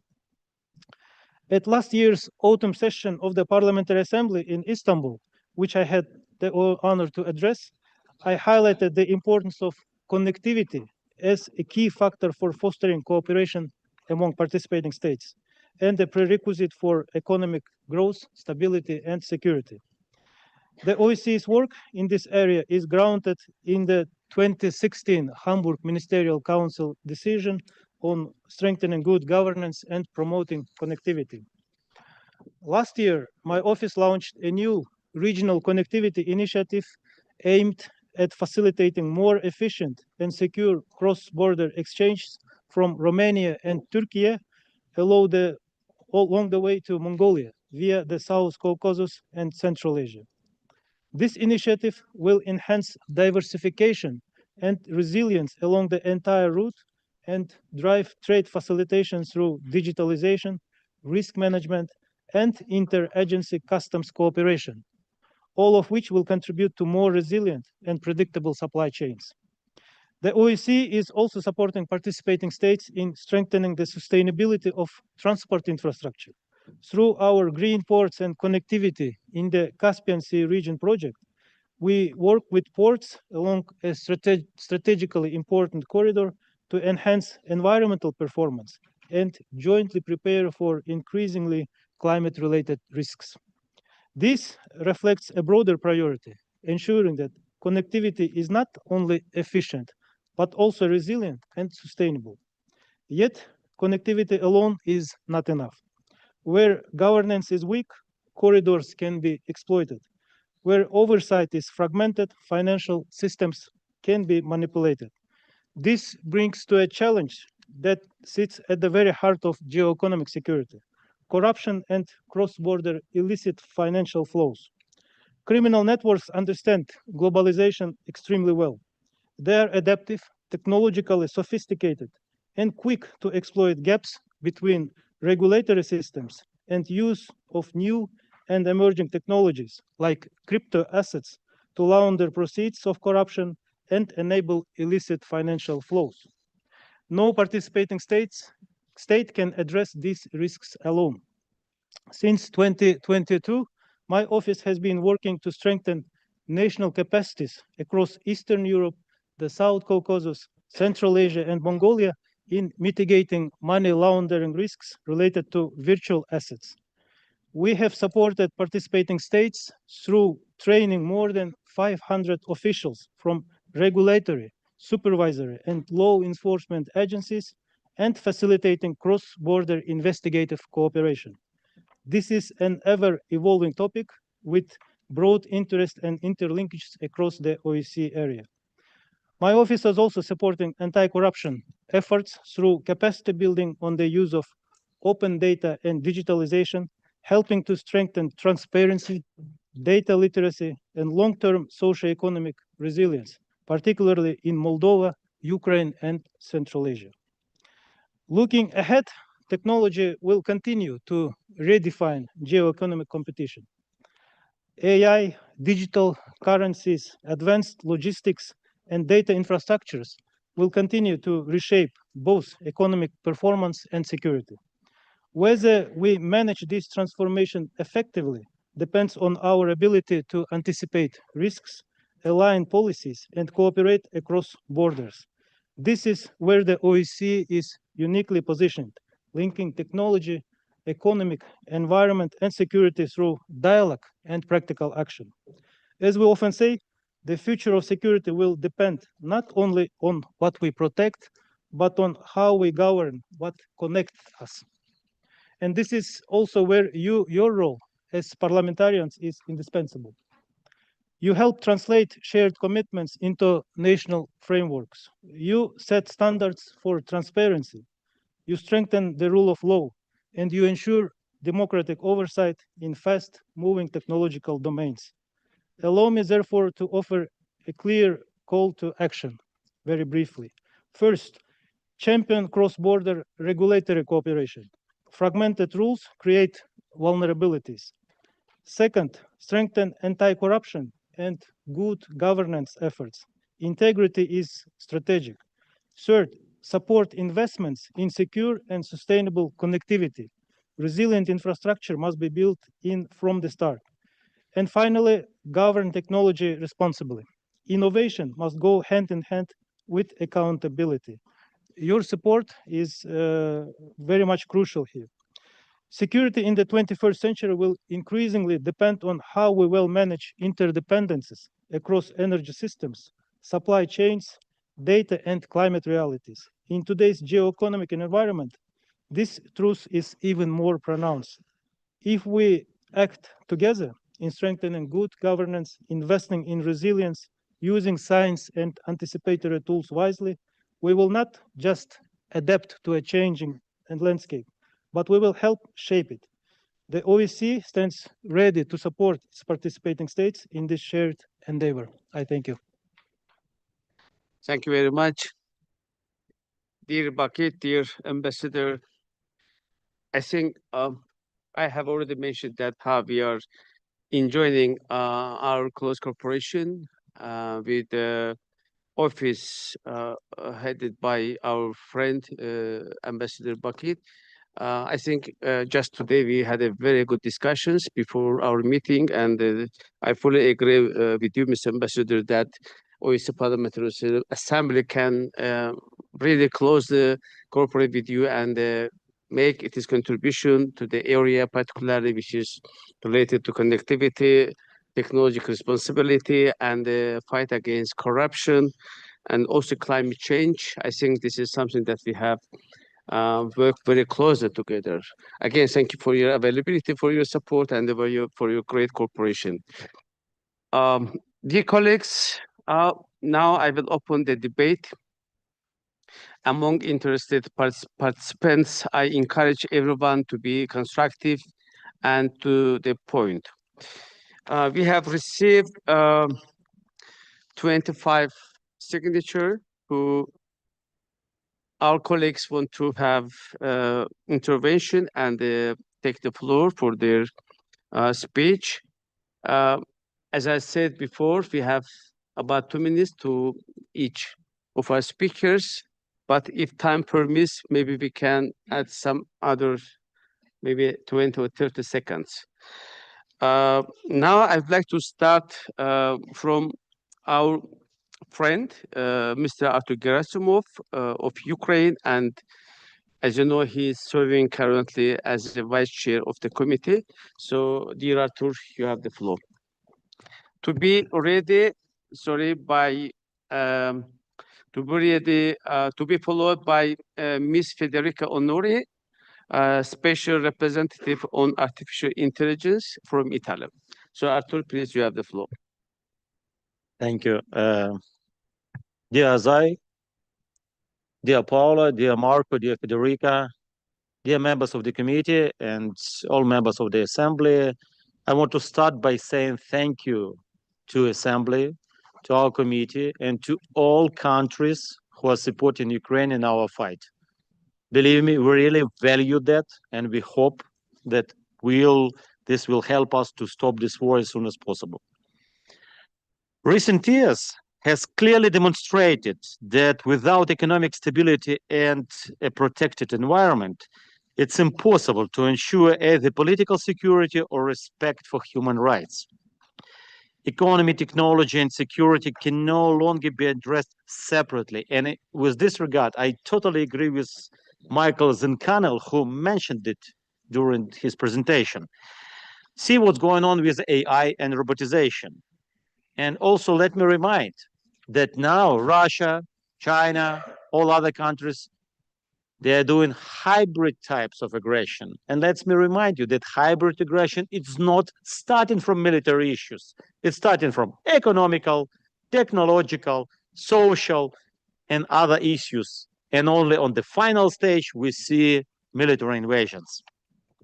This is why today's discussion on advancing a common OSCE approach to economic and environmental security, as well as addressing challenges in the fields of geoeconomics, technology, and security amid rapid global change, is of particular importance. For Ukraine, these issues are not only conceptual, but existential. The war of the Russian Federation against Ukraine has been ongoing for 12 years already. 12 years, colleagues. And full-scale invasion we already have for 4 years. And this remains a key factor destabilizing security throughout the whole OSCE region, not only in Ukraine, but in whole 57 countries. It has systematic economic, technological, and environmental consequences that extend far beyond our country. I would like to draw particular attention to the targeted and systematic shelling by Russia of Ukraine energy infrastructure. Power plants, substations, and facilities for heat supply and electricity transmission have become constant targets of massive missiles and drones attacks. In recent months, these strikes have been carried out under harsh winter conditions when the energy system is operating at the limits of its capacity and the civilian population is particularly vulnerable. When the destruction of energy infrastructure by the Russian Federation is carried out deliberately, systematically, and with the evident purpose of depriving millions of people of heat, electricity, and access to basic services, it goes beyond the logic of conventional warfare. Ukraine views such actions by Russia as attempts at energecide. The use of energy as an instrument of mass pressure against the civilian population with the aim of intimidation, undermining state resilience, and destroying economic potential. The consequences of these attacks are large-scale and long-term. They include not only direct economic losses, but also disruptions to industrial production, logistics, and communications, increased social vulnerability, and the risk of man-made and environmental disasters.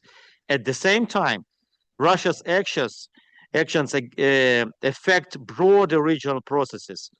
The stability of energy markets, the investment climate, and the resilience of supply chains across the entire OSCE area.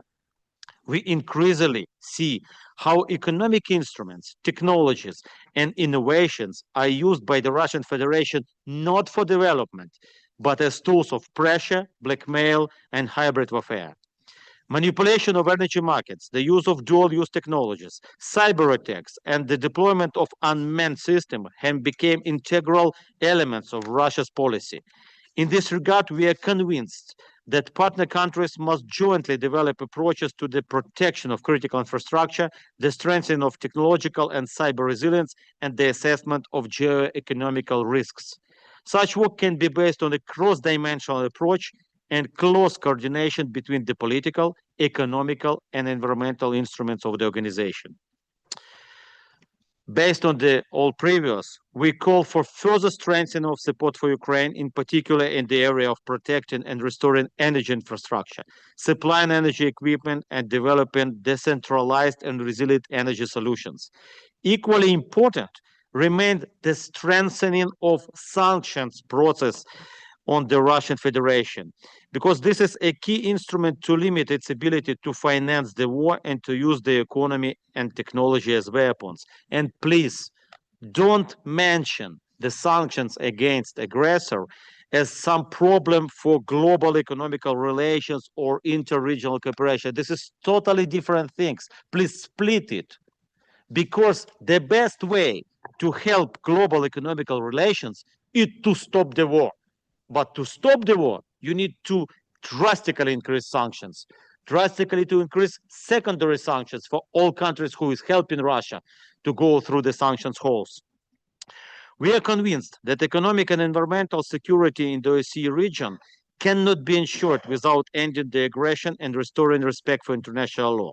Supporting Ukraine in this struggle is not only an act of solidarity, but also an investment of all your countries and people in the security, stability, and resilience of our entire common space.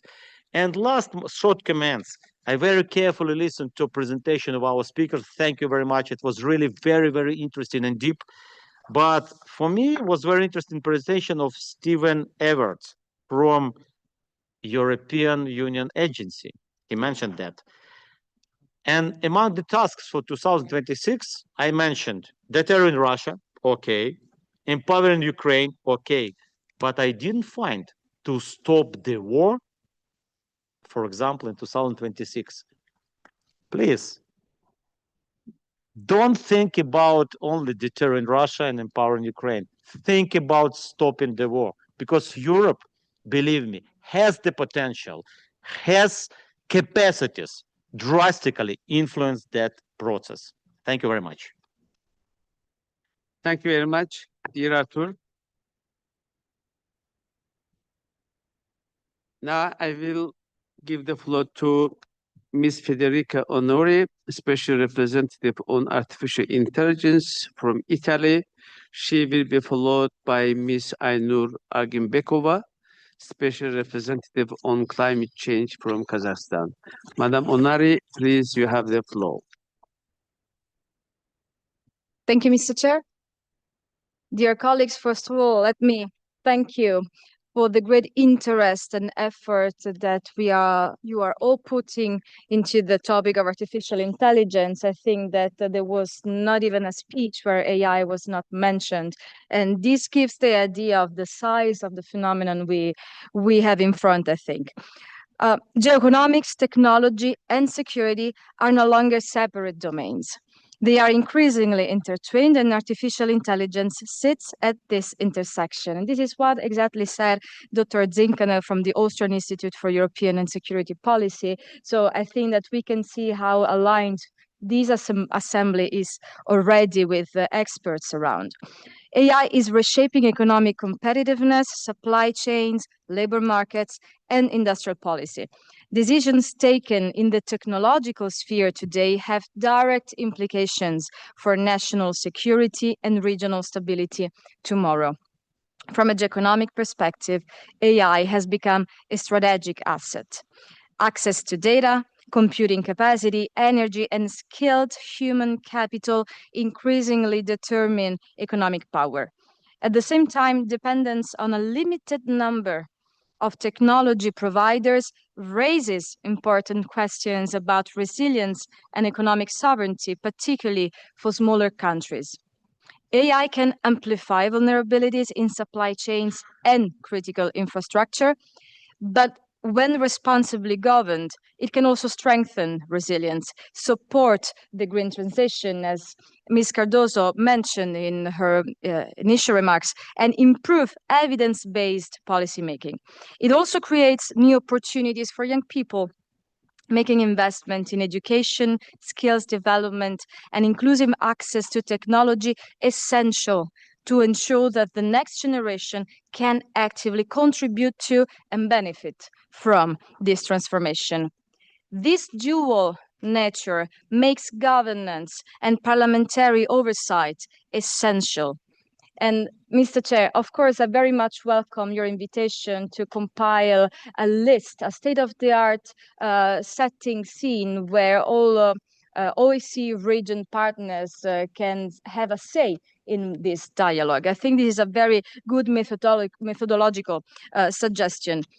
Innovation must remain, however, anchored in transparency, accountability, and of course, the rule of law. As Special Representative on AI, I'm committed to ensuring that this assembly addresses the economic and strategic implications of AI proactively and coherently, recognizing its cross-cutting impact on resilience, competitiveness, and security. These are not abstract debates about technology. They are strategic questions that shape our economic resilience and collective security today. And in this context, let me also welcome very much continued dialogue with colleagues on how artificial intelligence is affecting economic resilience, industrial policy, and technology sovereignty in your country. Navigating this changing geoeconomic landscape collectively is essential to ensuring that innovation strengthens rather than fragments our shared security and prosperity. And I want to end by saying that what, again, Ms. Cardoso was saying in her remarks, I think are especially valuable. So what makes us different, being a parliamentary assembly, with respect to other entities, is that we do have a very close connection to people. I think we have to value this a lot because we can be the ones who effectively recognize what the people expectations are, what the people perceptions of risks and threats are, and we can try to navigate uncertainty and face challenges also according to what the people are living. I think this is very important. Thank you again, and we look forward to working with you all. Thank you. Thank you very much, dear Federica. I understand that as a special representative on artificial intelligence, you needed to elaborate a bit more. I appreciate that you have very, clear vision, and you can also count on the support of our committee always. And I wish all the best in your future endeavor. But having said that, I would like kind of ask the other colleagues try to stick to the time limit. As a rule, I don't prefer to interrupt any of our colleagues, but please try to be in line of the limitation as much as possible. So thank you very much. Now I'd like to give the floor to our next speaker, Ms. Aynur Agrbekova. She is special representative on climate change from Kazakhstan. She will be followed by Mr. Pascal Lecamp from France. Madam Agrbekova, please, you have the floor. Уважаемый господин председатель, уважаемые коллеги, прежде всего позвольте выразить признательность за возможность выступить на заседании нашего комитета. Сегодня геоэкономику, технологии и безопасность уже нельзя рассматривать по отдельности. Они тесно взаимосвязаны, и климатические изменения находятся в центре этого пересечения. Испания и Португалия переживают последствия масштабных наводнений, сопровождающихся жертвами, эвакуацией населения и серьезным экономическим ущербом. В то же время в Центральной Азии таяние ледников и рост экстремальных погодных явлений угрожают водным ресурсам, продовольственной безопасности, здоровью населения и ключевым секторам экономики. Я хотела бы выделить два трагических примера экологических катастроф, наглядно демонстрирующих последствия бездумного антропогенного воздействия на природу. Высыхание Аральского моря стало одной из крупнейших рукотворных экологических катастроф XX века. Полное восстановление Арала невозможно, однако опыт Малого Арала показывает, что при поддержке международных партнеров даже частичные меры дают реальный результат. В то же время мы наблюдаем тревожную тенденцию обмеления Каспийского моря, обусловленную климатическими и антропогенными факторами, что уже влечет серьезные социально-экономические и экологические последствия. Недопущение этого – общая ответственность прикаспийских государств и предмет озабоченности международного сообщества. Уважаемые коллеги, в этой связи особую актуальность приобретает развитие регионального диалога и выработка совместных решений по экологической повестке. По инициативе президента Казахстана Касым-Жомарта Токаева в период с 22 по 24 апреля в Астане пройдет региональный экологический саммит с участием порядка 1500 представителей стран Центральной Азии, ЕС, ШОС и Ближнего Востока. По итогам саммита ожидается принятие совместной декларации глав государств Центральной Азии.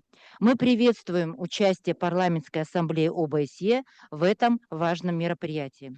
Призываю коллег к совместным и решительным действиям в рамках ОБСЕ, к укреплению взаимосвязанности, развитию цифровизации и продвижению климатической повестки. Наша организация может и должна играть ключевую роль, превращая многосторонние рамки в реальные результаты для безопасности и благополучия наших граждан. Благодарю за внимание. Thank you very much, Madam Argimbekova. Again, the same thing for you. We are ready to cooperate with you as a special representative on climate change. I know that you have some plans for future. And again, you also can count on our support in the future. Thank you very much. Now I'd like to give the floor to Mr. Pascal Lecam from France, to be followed by Mr. Odirjan Mamad Karimov from Uzbekistan. Mr. Lecam, please, you have the floor. Merci, Monsieur le Président. Chers collègues, attaquer la capacité d'un peuple à se nourrir est malheureusement une constante des conflits. Des sièges à la politique de la terre brûlée, la faim a toujours été utilisée comme une arme pour briser les résistances. Quand ce n'est pas l'électricité et le chauffage, par moins 25 degrés, comme j'ai malheureusement pu le constater en déplacement à Kiev au début de ce mois de février. Aujourd'hui, en Ukraine, nous constatons que cette logique s'inscrit dans une stratégie de guerre hybride plus large, visant à déstabiliser non seulement un État, mais aussi l'ordre alimentaire mondial. Avant l'invasion, l'Ukraine était l'un des greniers à céréales du monde. Elle représentait environ 10% des exportations mondiales de blé, près de 15% du maïs et plus de 40% de l'huile de tournesol. En ciblant les infrastructures portuaires, les silos, en minant et en incendiant les terres agricoles et en entravant les routes maritimes de la mer Noire, la Russie ne s'attaque pas seulement à l'économie ukrainienne. Elle fragilise la sécurité alimentaire de régions entières, notamment en Afrique du Nord et au Moyen-Orient. Cette instrumentalisation de l'agriculture à des fins de guerres hybrides appelle à une réponse collective que l'APOSCE se doit absolument de porter. Elle révèle la vulnérabilité stratégique de nos chaînes d'approvisionnement et l'interdépendance de nos sécurités alimentaires. Nous devons encourager la mise en place de plans de résilience alimentaire et anticiper collectivement ces faiblesses stratégiques. Cela passe notamment par la protection des infrastructures agricoles critiques, la sécurisation des corridors d'exportation et le soutien accru aux pays les plus exposés aux chocs alimentaires. Garantir le droit de se nourrir ne peut être une variable d'ajustement économique des conflits. C'est une exigence de sécurité humaine, un droit universel auquel chacune et chacun doit avoir accès et un impératif pour une paix durable. Je vous remercie.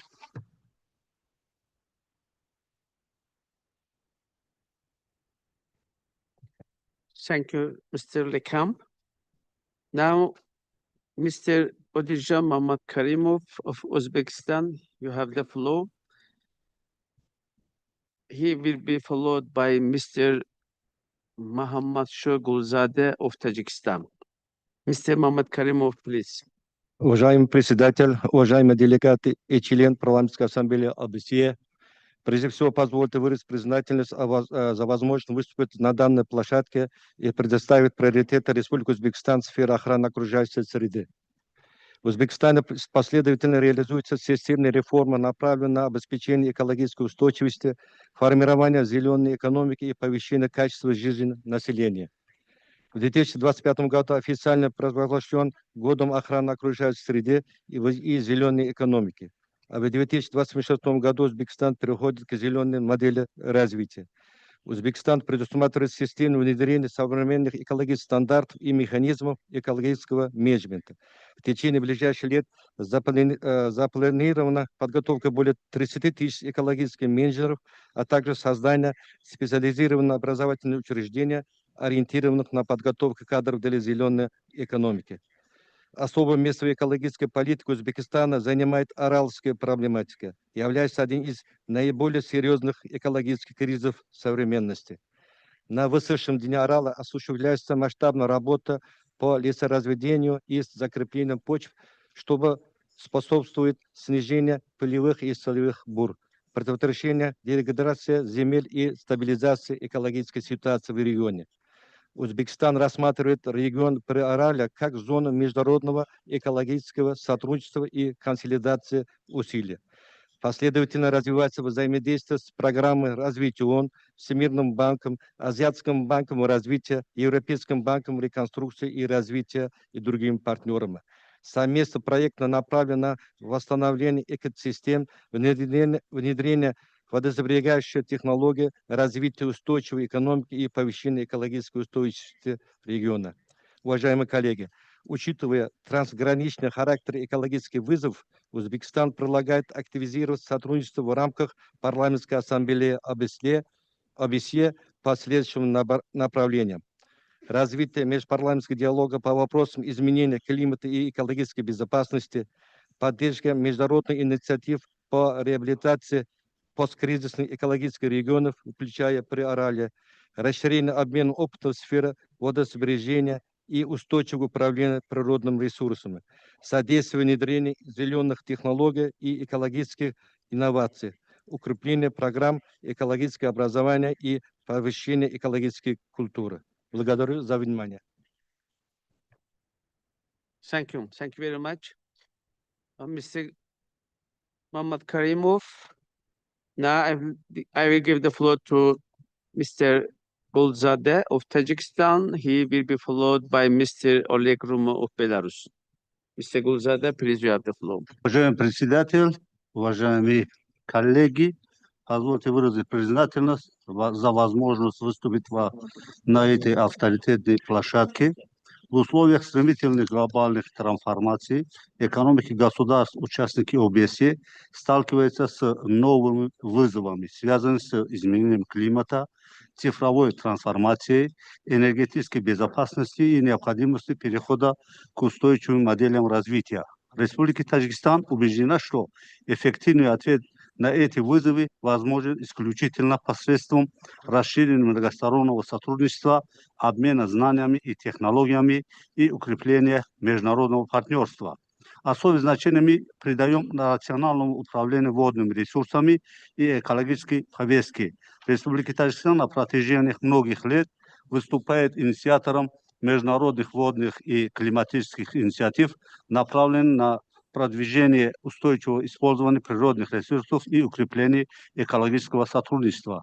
Мы убеждены, что вопрос воды, энергетики и климата требует согласованных решений и солидарности ответственности государств.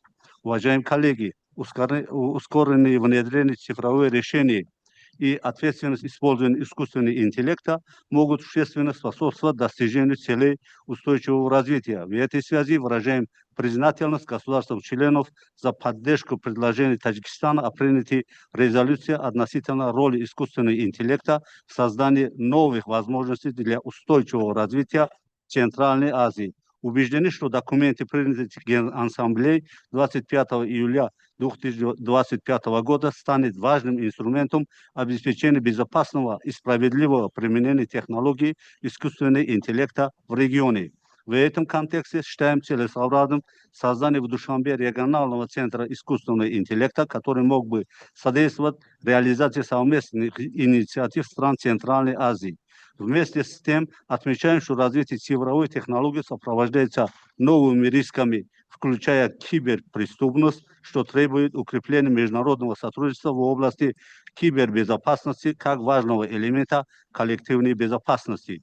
В заключение позвольте подтвердить приверженность Республики Таджикистан укреплению взаимодействия с парламентской ассамблеей ОБСЕ в экономической, научно-технологической и экологических сферах. Убеждены, что совместные усилия позволят сформировать устойчивую и инклюзивную модель развития, обеспечивающую благополучие нынешних и будущих поколений. Благодарю за внимание.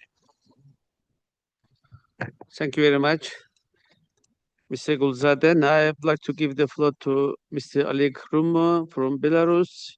He will be followed by Ms. Catherine Van Riet of Belgium. Mr. Спасибо, Rumo, господин please, you have the floor. председатель. Уважаемые коллеги, обсуждая вопросы экономики, науки, технологий и окружающей среды на пространстве ОБСЕ, делегация Беларуси в очередной раз считает необходимым акцентировать внимание на системном факторе, который сегодня объективно подрывает устойчивое развитие, инвестиционную активность и технологическое сотрудничество в нашем регионе. Речь идет о санкциях и иных односторонних принудительных мерах.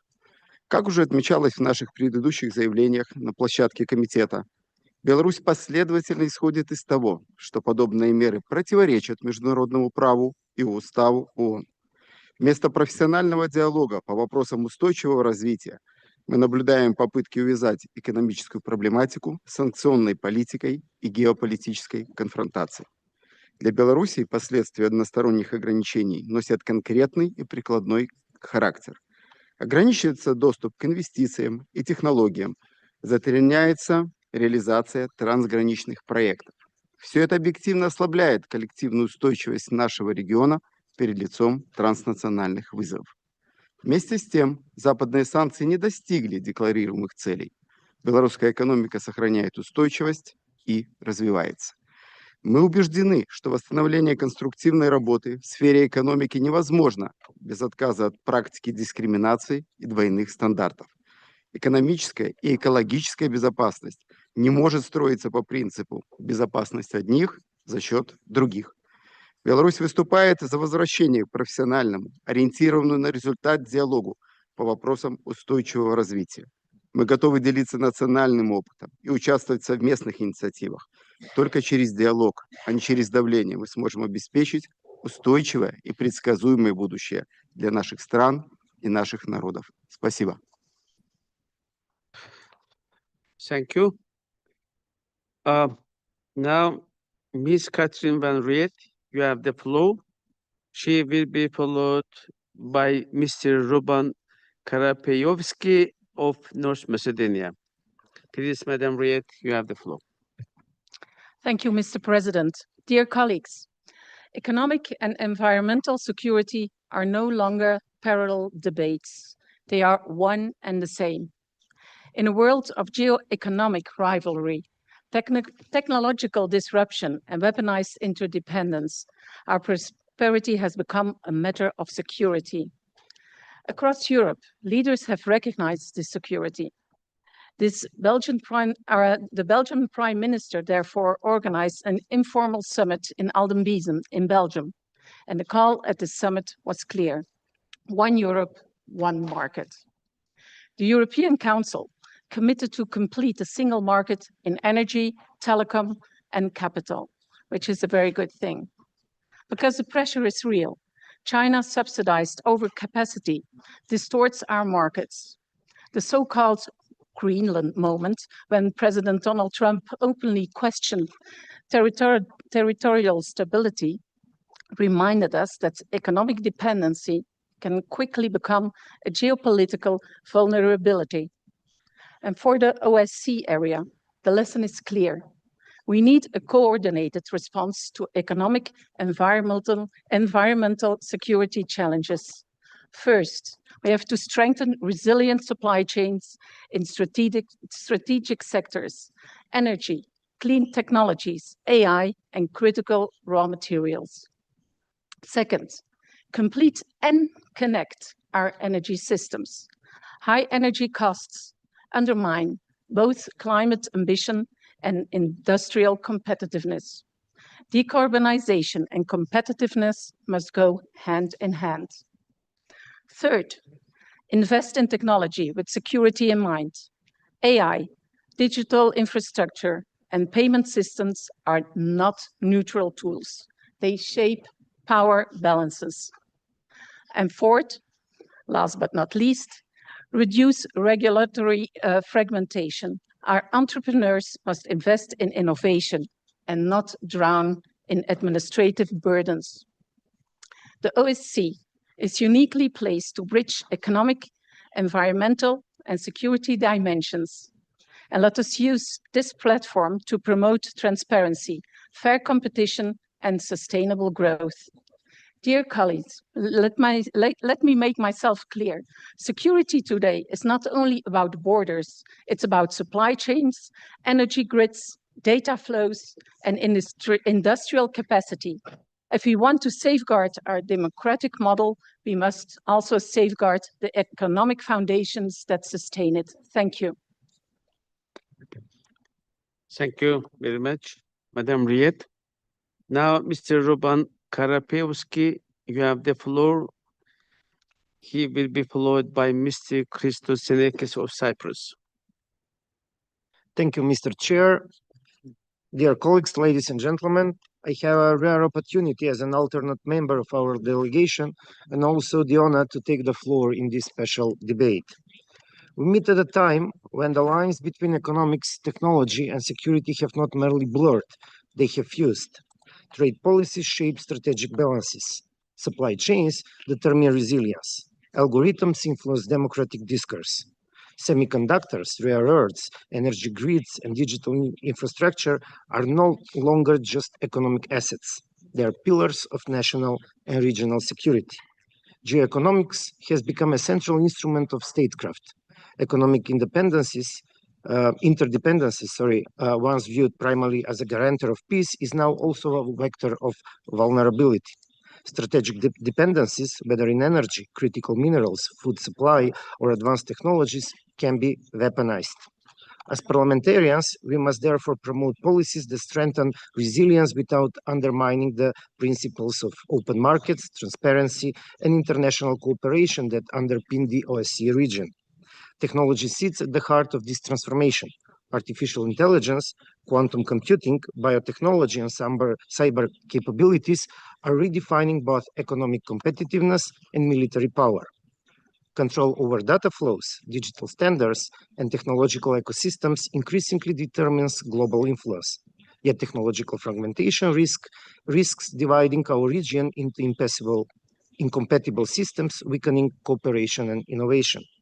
Security today is no longer confined to territorial defense. It includes cyber resilience, protection of critical infrastructure, supply chain security, and the defense of democratic institutions from digital manipulation and foreign interference.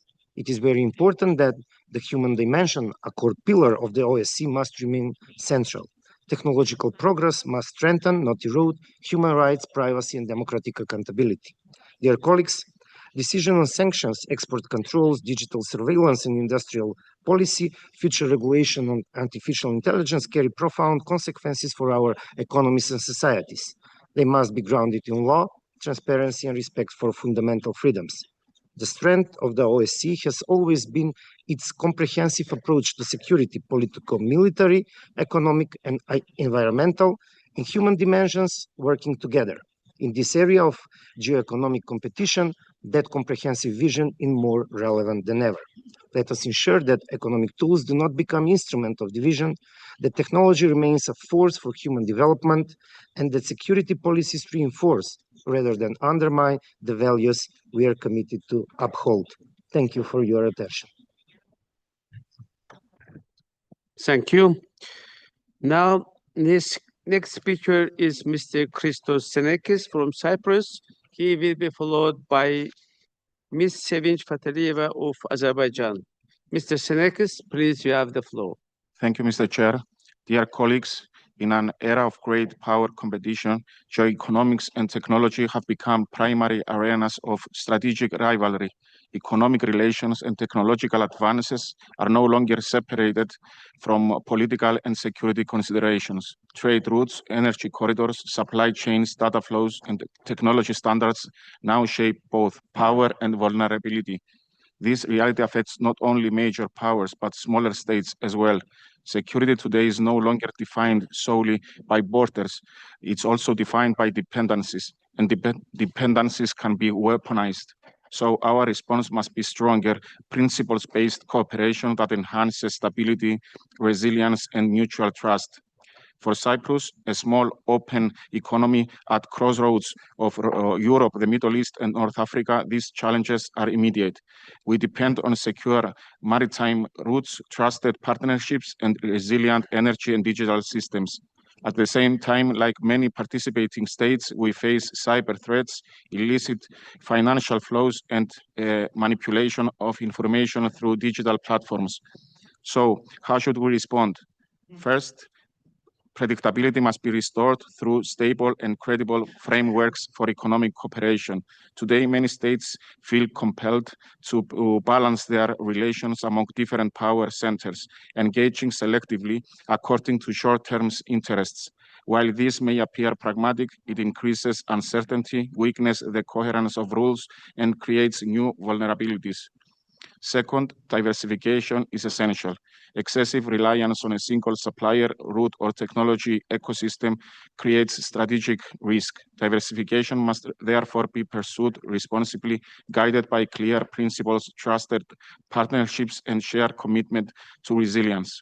Dear colleagues, Cyprus supports a balanced approach, open economies and international cooperation, combined with clear safeguards. We welcome investment, but not capture. We support innovation, but not manipulation. We promote connectivity, but not dependence. In this spirit, the Cyprus presidency of the Council of the European Union, under the motto, an autonomous union open to the world, reflects our commitment to a Europe that is more autonomous and resilient, while remaining firmly anchored in rules-based openness. If we act wisely, geoeconomics and technology can strengthen security and shared prosperity. If we fail, they risk deepening fragmentation and vulnerability. Thank you. Thank you, Mr. Senekis. Now, I would like to give the floor to Ms. Sevinç Fatalieva from Azerbaijan. She will be followed by Mr. Josmin Ioncurimdi of Romania. So, Madam Fatalieva, you have the floor. Thank you, Mr. Chairman. Dear colleagues, when we speak today about geoeconomics, technology, and security, it's important to move beyond theory and focus on real processes. Geoeconomics is no longer an academic concept.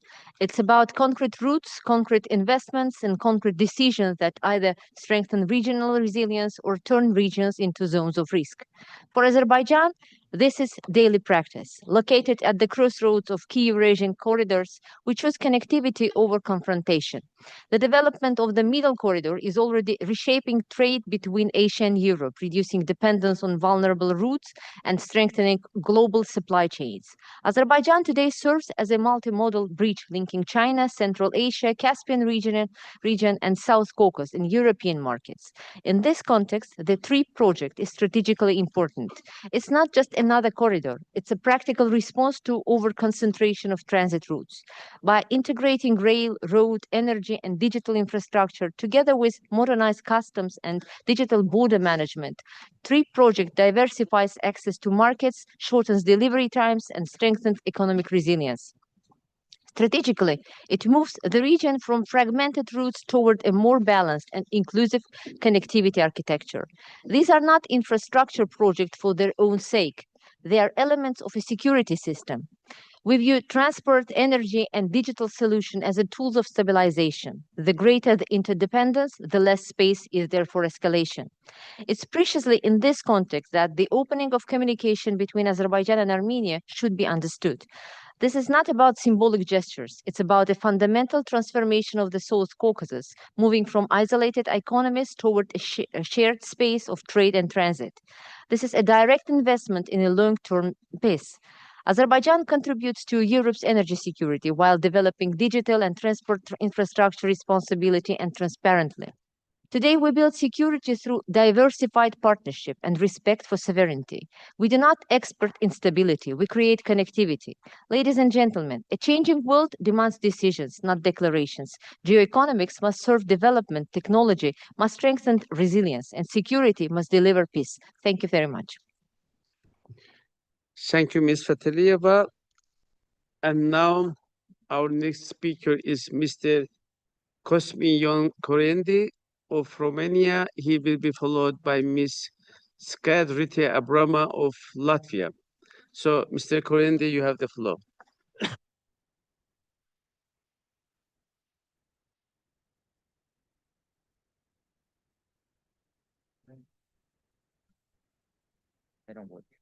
Okay. Okay.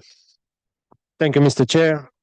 Dear colleagues, today geoeconomics, technology and environment and security have fused into a single landscape. Supply chains, energy flows, and data networks have become instruments of influence and targets of disruption.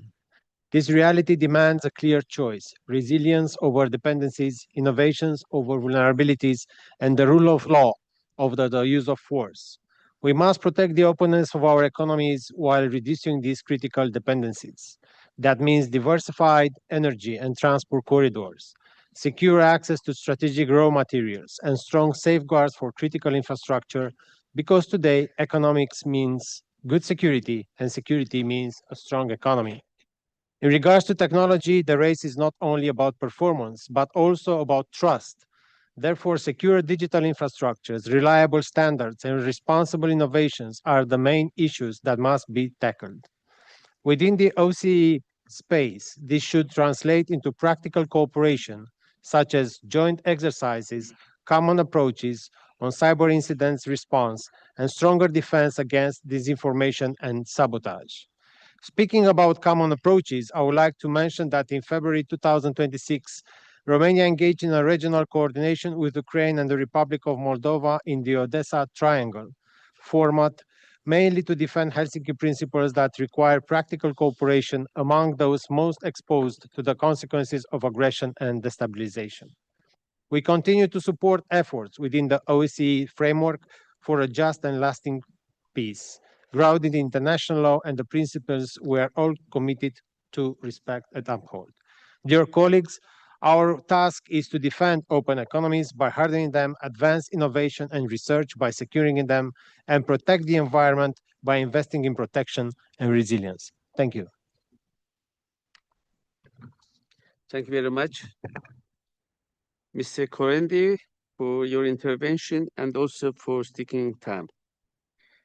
Now, I'd like to give the floor to Ms. Skadrite Abrama of Latvia. She will be followed by Mrs. Eka Sipashvili of Georgia. Madam Abrama, please, you have the floor. Thank you, Chair. Dear colleagues, strategic landscape is changing dramatically. We all see that. Trade, technology, finance, energy are increasingly used as tools of power. Geoeconomics is now central to security policy. However, one is clear: OSCE must defend the rules-based international economic order, not one shaped by coercion or blackmail. Latvia remains fully committed. Economic security in Europe is what ensures strategic competitiveness. In this regard, I would like to emphasize three priorities. First, technology leadership. AI, quantum, and cyber are now core areas of geopolitical rivalry. Europe's sovereignty depends on innovating at scale, secure deployment, intelligent regulation. Latvia contributes through its AI and quantum ecosystem in transatlantic and European cooperation. As United Nations Security Council member for 2026 to 2027, Latvia will advance practical discussions on how emerging technologies affect peace and security. Second, clean transition, fossil-free energy production. Europe must complete this transition, phase out remaining Russian energy dependencies, accelerate renewables and grid resilience, protect critical infrastructure. Latvia banned Russian gas imports from January 1st, 2023, and we did it. Third, defense policy, including innovation and industrial cooperation in the defense sector. Ukraine demonstrates that military effectiveness now depends on industrial adaptability, innovation, and speed, dual-use technologies. Latvia, this and coming year, spends for defense needs 5% of GDP. It will be used to connect defense needs, startups, research institutions, and manufacturing capacity into a functioning security ecosystem. This is model what we in Europe have to do. With principled geoeconomics policy and allied cooperation, we can strengthen our resilience, keep our democracies secure and competitive. And Latvia stands ready to work with all like-minded partners in this room. Thank you. Thank you very much, Madam Abrama.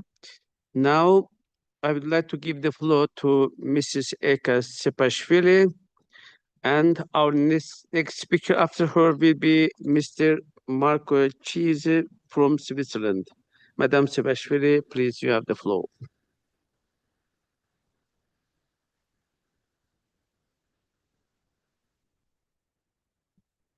Let me greet, first of all, distinguished society and repeat once more the words that we today repeatedly listen already. Security and economic cooperation are interconnected issues and they are enforce each other. Today, we are living in a very much globalized world. That means that any event in the world has an impact of every country. So the numerous armed conflicts affect all of us, and we should stand together to put an end to all of this, to live in peaceful and stable environment, which will the good environment for economic cooperation that should lead to the rising of welfare of our nations, which is utmost goal for any national government.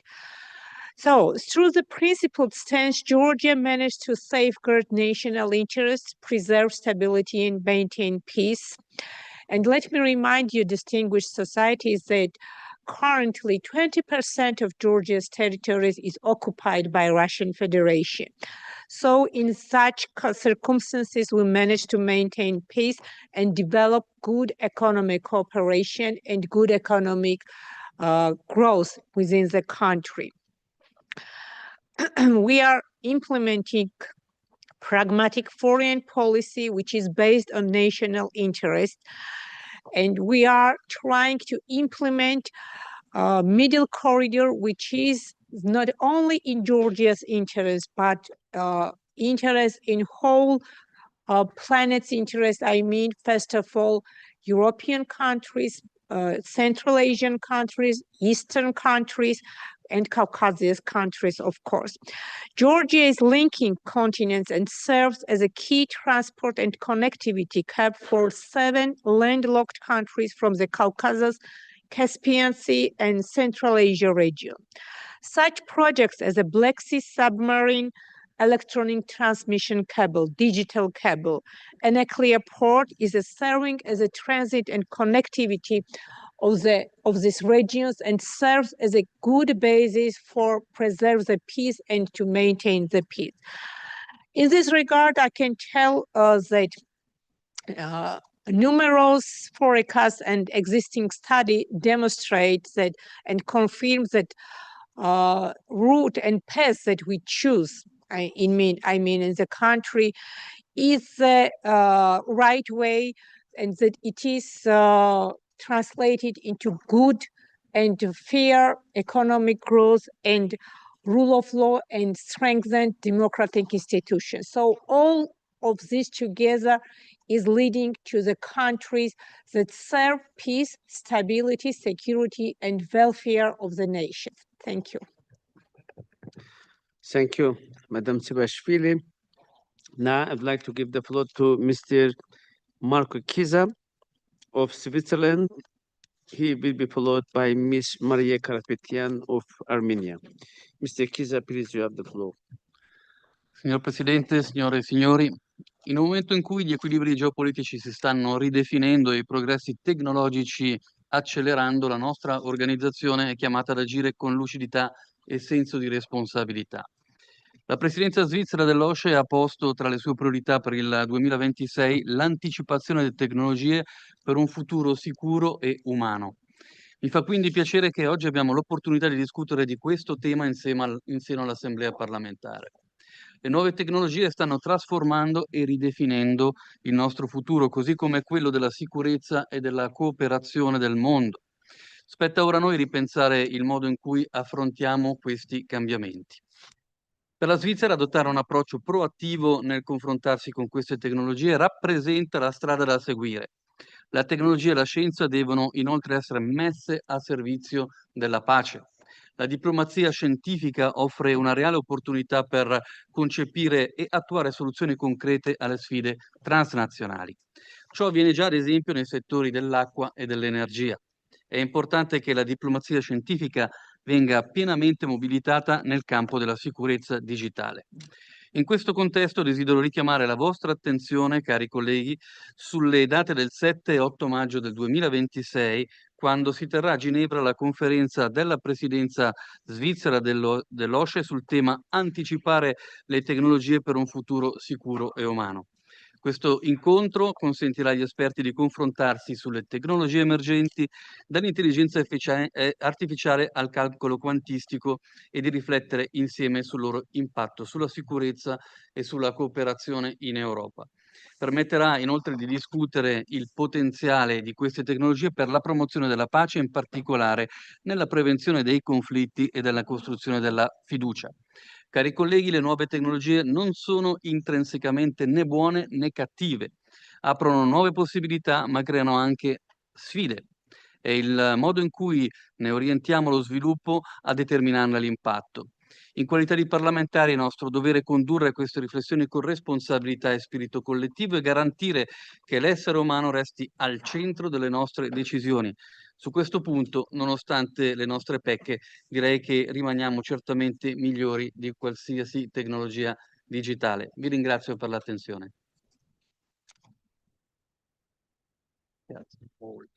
Thank you, Mr. Kiza, for your intervention. Now, I'd like to give the floor to Ms. Maria Karapetyan from Armenia. She will be followed by Mr. Michele Muratori of San Marino. Madam Karapetyan, please, you have the floor. Thank you, Mr. Chair. Dear colleagues, I would like to share the developments that have taken place in the South Caucasus since our fall meeting in Istanbul. In partnership with Azerbaijan, we have begun unlocking the tangible dividends of peace in our region, particularly in trade and connectivity. At the center of this transformation is the emergence of the Trump Route for International Peace and Prosperity, TRIP for short. Together with the United States, Armenia will construct railways and highways, as well as install pipelines and fiber optic cables to enhance domestic, cross-border, and global links for both Armenia and Azerbaijan. This large-scale initiative has catalyzed additional positive shifts across the South Caucasus. Since November 2025, grain deliveries from Russia and Kazakhstan have reached Armenia through Azerbaijan's and Georgia's rail networks for the first time in decades. An even more significant breakthrough has occurred. Armenia is purchasing petroleum from Azerbaijan. We're also assessing other commodities and materials that the two countries could exchange directly.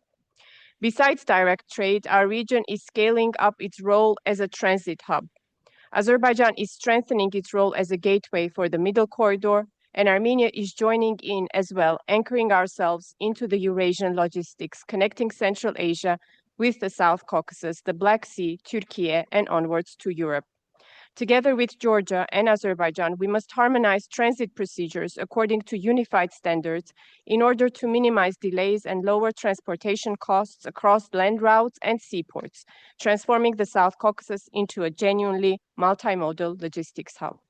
As we're working intensively towards the full implementation of TRIP to better integrate the South Caucasus into global supply networks and generate new trade flows between Europe, Central Asia, and the Middle East, the opening of the Armenia-Turkey border will complete the picture, and we're very much looking forward to that. In sum, the future is looking good for our region. Our shared dedication to consolidating peace through economic collaboration is truly promising. Thank you. Thank you, Ms. Karapetyan. Now I'd like to give the floor to Mr. Michele Muratori of San Marino. He will be followed by Mr. Ville Skinnari of Finland. Dear Michele, please, you have the floor. Caro Azai, distinti colleghi, le sfide economiche e ambientali nel nostro spazio regionale richiedono risposte comuni, multilaterali e concrete. L'esperienza ci dimostra che la sicurezza economica e quella ambientale sono strettamente interconnesse. Fluttuazioni dei mercati energetici, scarsità di risorse e anche cambiamenti climatici possono rapidamente diventare fonti di tensione e instabilità. In questo contesto, l'atto finale di Helsinki del 1975 rimane una pietra miliare. La sua visione di cooperazione, dialogo e rispetto reciproco ha stabilito principi fondamentali che oggi guidano la nostra azione collettiva. La prevenzione dei conflitti, il rafforzamento della trasparenza economica e la gestione condivisa delle risorse naturali sono strumenti concreti per tradurre quei principi in sicurezza reale per tutti i partecipanti. Anche i piccoli stati, e San Marino è uno di questi, contribuiscono a questa visione, promuovendo la sostenibilità energetica e la transizione verso fonti rinnovabili. Attualmente circa l'11% del fabbisogno energetico nazionale deriva da fonti rinnovabili, in gran parte fotovoltaiche, e a progetti concreti che mirano a incrementare ulteriormente questa quota. Tuttavia, più importante della singola esperienza è il principio che l'OSCE promuove. La sicurezza economica e ambientale non può essere assicurata isolatamente, ma solo attraverso un impegno collettivo basato sul dialogo, sulla cooperazione e sul rispetto dei diritti e delle responsabilità di ciascun Stato. In questo spirito rinnoviamo il nostro impegno a rafforzare la cooperazione regionale, a condividere buone pratiche e a trasformare le sfide economiche e ambientali in opportunità di resilienza e sviluppo sostenibile, secondo i principi dell'atto finale di Helsinki. Grazie. Thank you very much, dear Michele. Now our next speaker is Mr. Ville Skinnari from Finland, and he will be followed by Ms. Lilana Tangu from France. Mr. Skinnari, please, you have the floor. Thank you, Mr. Chair. And I want to thank you for having this security, economy, technology, and environment as one. And I think it's so important that OSCE is paving the way in this way of strategic thinking. Because I feel that even listening to today's conversation and everything, that we are still too reactive. We are not proactive.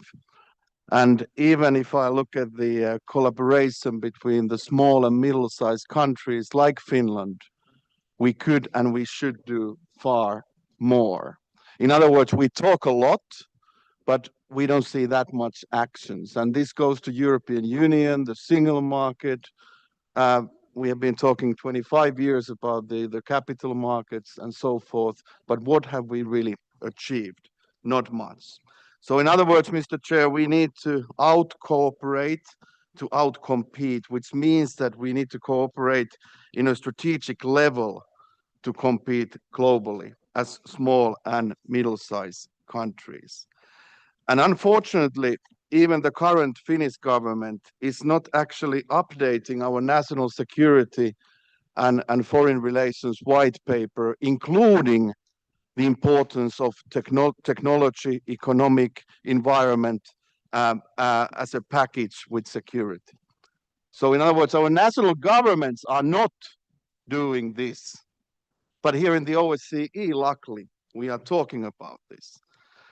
So, Mr. Chair, we talked that the world, yes, it has changed, but are we really able to change ourselves in our way of working? And of course, for Finland, after 50 years from Helsinki, I want to pave the way as a Finn and as a former minister of Finland, that the OSCE is really paving the way for this kind of strategic thinking.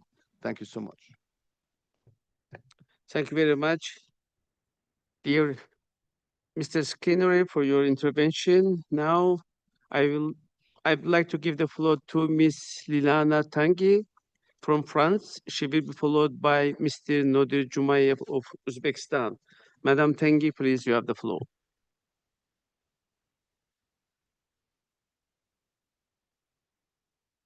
Microphone, please. Merci, Monsieur le Président. Chers collègues, dans la zone de l'OSCE, la sécurité ne se limite plus aux frontières physiques. Elle est devenue géoéconomique, technologique et industrielle. L'Europe doit continuer à rechercher des partenariats commerciaux équilibrés et mutuellement avantageux. Mais nous devons être lucides. La politique commerciale est désormais un instrument stratégique de sécurité. Nos dépendances en matière de matières premières, terres rares, lithium, cobalt, semi-conducteurs, créent des vulnérabilités systémiques qui peuvent être exploitées dans un contexte de tension internationale. Dans l'espace OSCE, qui s'étend de Vancouver à Vladivostok, les chaînes d'approvisionnement traversent des zones politiquement sensibles. Cela signifie que la diversification n'est pas seulement un choix économique, c'est un impératif de stabilité. Nous devons passer par des accords sur le papier à des projets concrets sur le terrain. Capacité d'extraction et de raffinage, recyclage avancé, traçabilité numérique des minerais et constitution de réserves stratégiques européennes. La sécurité énergétique d'hier devient aujourd'hui la sécurité des matériaux critiques. Deuxième enjeu, la souveraineté technologique, l'intelligence artificielle, l'information quantique, les semi-conducteurs, l'espace, la biotechnologie et les technologies de défense structurent déjà le rapport de puissance mondiale. Les États-Unis et la Chine investissent massivement avec un alignement étroit entre puissance publique et capital privé. Si l'Europe veut rester un acteur stratégique dans la zone OSCE, elle doit intervenir à la hauteur des enjeux. La technologie est aujourd'hui un multiplicateur de puissance militaire, économique et informationnelle. Elle conditionne la résilience de nos infrastructures critiques, la protection de nos données et la cybersécurité et la capacité de dissuasion. Et enfin, comme l'a rappelé le président de la République française Emmanuel Macron lors de la conférence sur la sécurité à Munich, la question du financement est centrale. L'Europe dispose d'une épargne considérable, mais elle finance trop peu son innovation stratégique. Nous devons mobiliser davantage de capitaux privés vers les technologies critiques et réorienter les flux vers les actions et l'innovation. Sans puissance financière, il n'y a pas de puissance technologique, et sans puissance technologique, il n'y a pas de sécurité durable. Je vous remercie.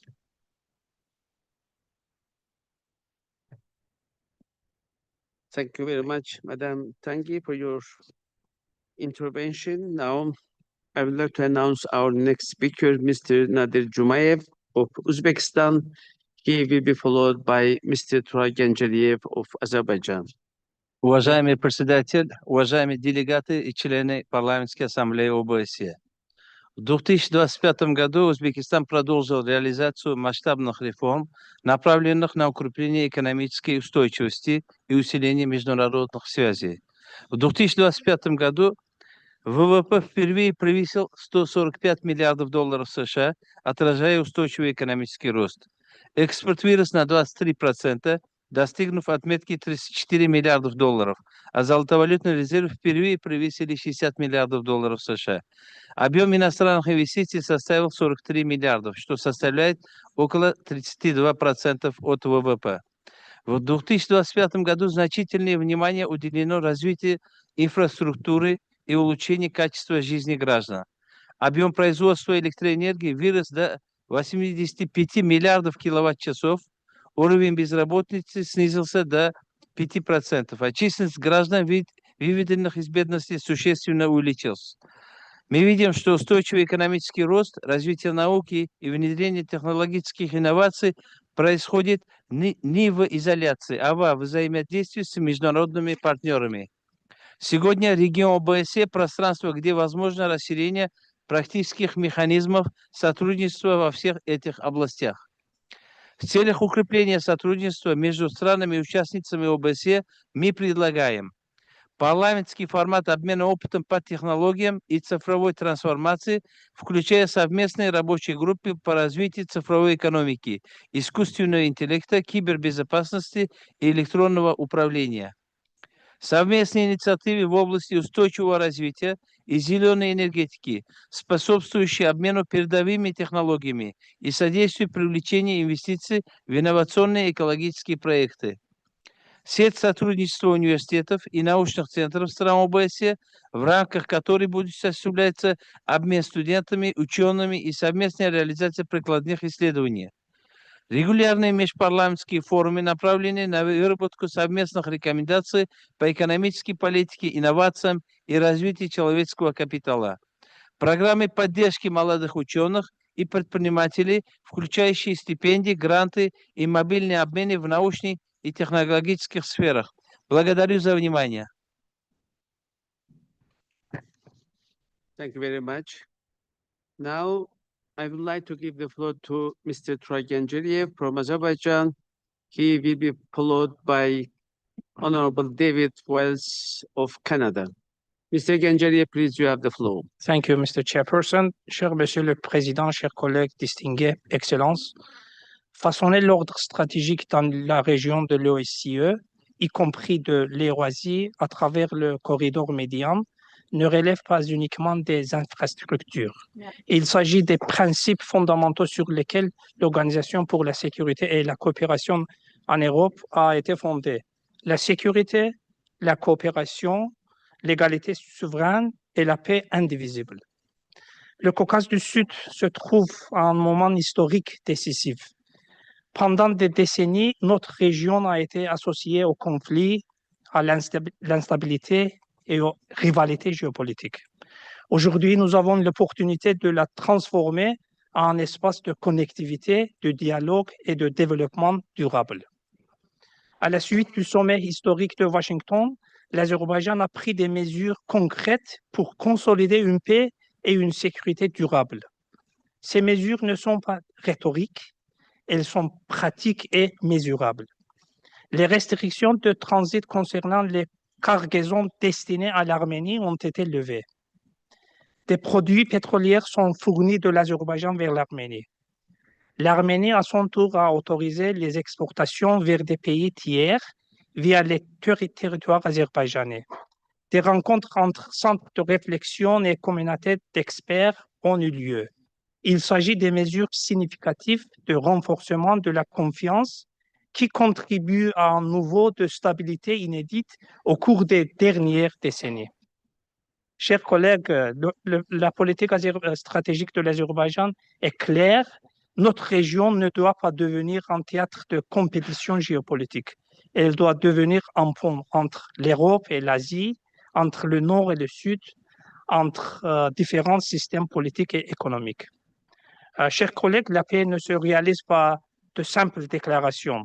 Elle se construit par les infrastructures, les engagements juridiques, la coopération économique et le courage politique. Je vous remercie. Thank you, Mr. Genjeriev, for your intervention. Now, I would like to give the floor to our next speaker, Honorable David Wells of Canada. And after Mr. Wells, Mr. Sheldon Whitehouse from America, sorry for wrong pronunciation, if I may, will be followed. But first, from our colleague from Canada. Dear colleagues, thank you, Mr. President. Dear colleagues, I'm pleased to have the opportunity to address you during the special debate on geoeconomics, technology, and security, navigating a changing landscape. Like many of my parliamentary colleagues, I'm concerned to see that tariffs are today being used as a geopolitical tool. For countries such as Canada, for which international trade is a major economic driver, the uncertainty caused by tariffs has compounded the effects of other recent shocks to the global economy, caused, for example, by the COVID-19 pandemic and the war in Ukraine. These shocks have required governments around the world to quickly adjust to a new economic landscape. This new reality, in which protectionism is on the rise, has led some to question the very future of globalization. However, others prefer to frame the situation as a reorganization of globalization, noting that while global trade is shifting, global connectivity remains resilient. Moreover, supply chains are stretching rather than shortening. Simply put, countries and firms are adapting their international trade to the new geoeconomic context. To ensure that they're able to continue adapting successfully, access to timely and detailed trade data is more important than ever.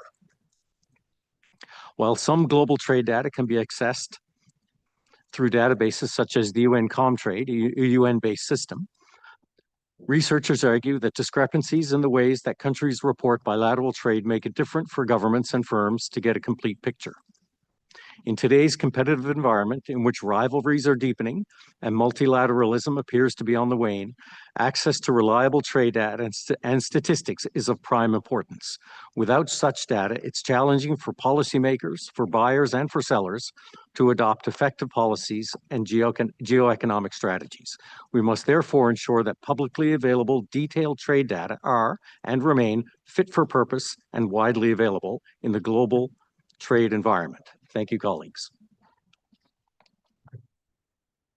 Thank you very much, dear Mr. David Wells, for your intervention. Now I would like to give the floor to Mr. Sheldon Whitehouse from United States of America. He will be followed by Madam Hanna Lickman from Ukraine. Mr. Whitehouse, please, you have the floor. Thank you, Mr. President. We are approaching or perhaps even past a climate point of no return.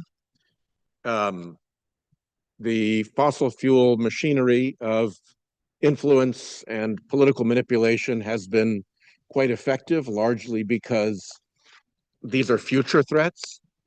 But what we're seeing now is that they're no longer future threats, that the leading edge of climate upheaval is insurance upheaval. And we are seeing people across the financial community warning that when the insurance sector collapses because of climate risk, that takes out mortgages and real estate values and leads to full national and international recession. This is already happening in the United States. The Florida insurance market is in a state of disarray.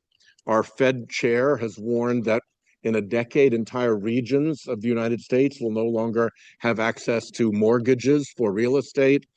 And The Economist magazine has warned of a $25 trillion hit to global real estate markets. They're joined by warnings from Allianz, Aon, Goldman Sachs, Freddie Mac. These are not green organizations. They are organizations that understand that the financial system is at risk.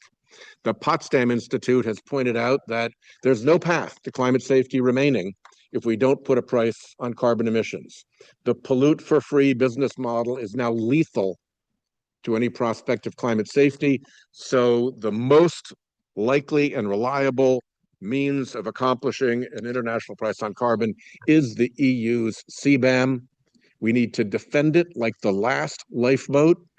And if we can make the lifeboat bigger by completing the joinder of the UK, of Australia, of Canada, and of other countries, then I think a pathway to climate safety begins to emerge. Thank you.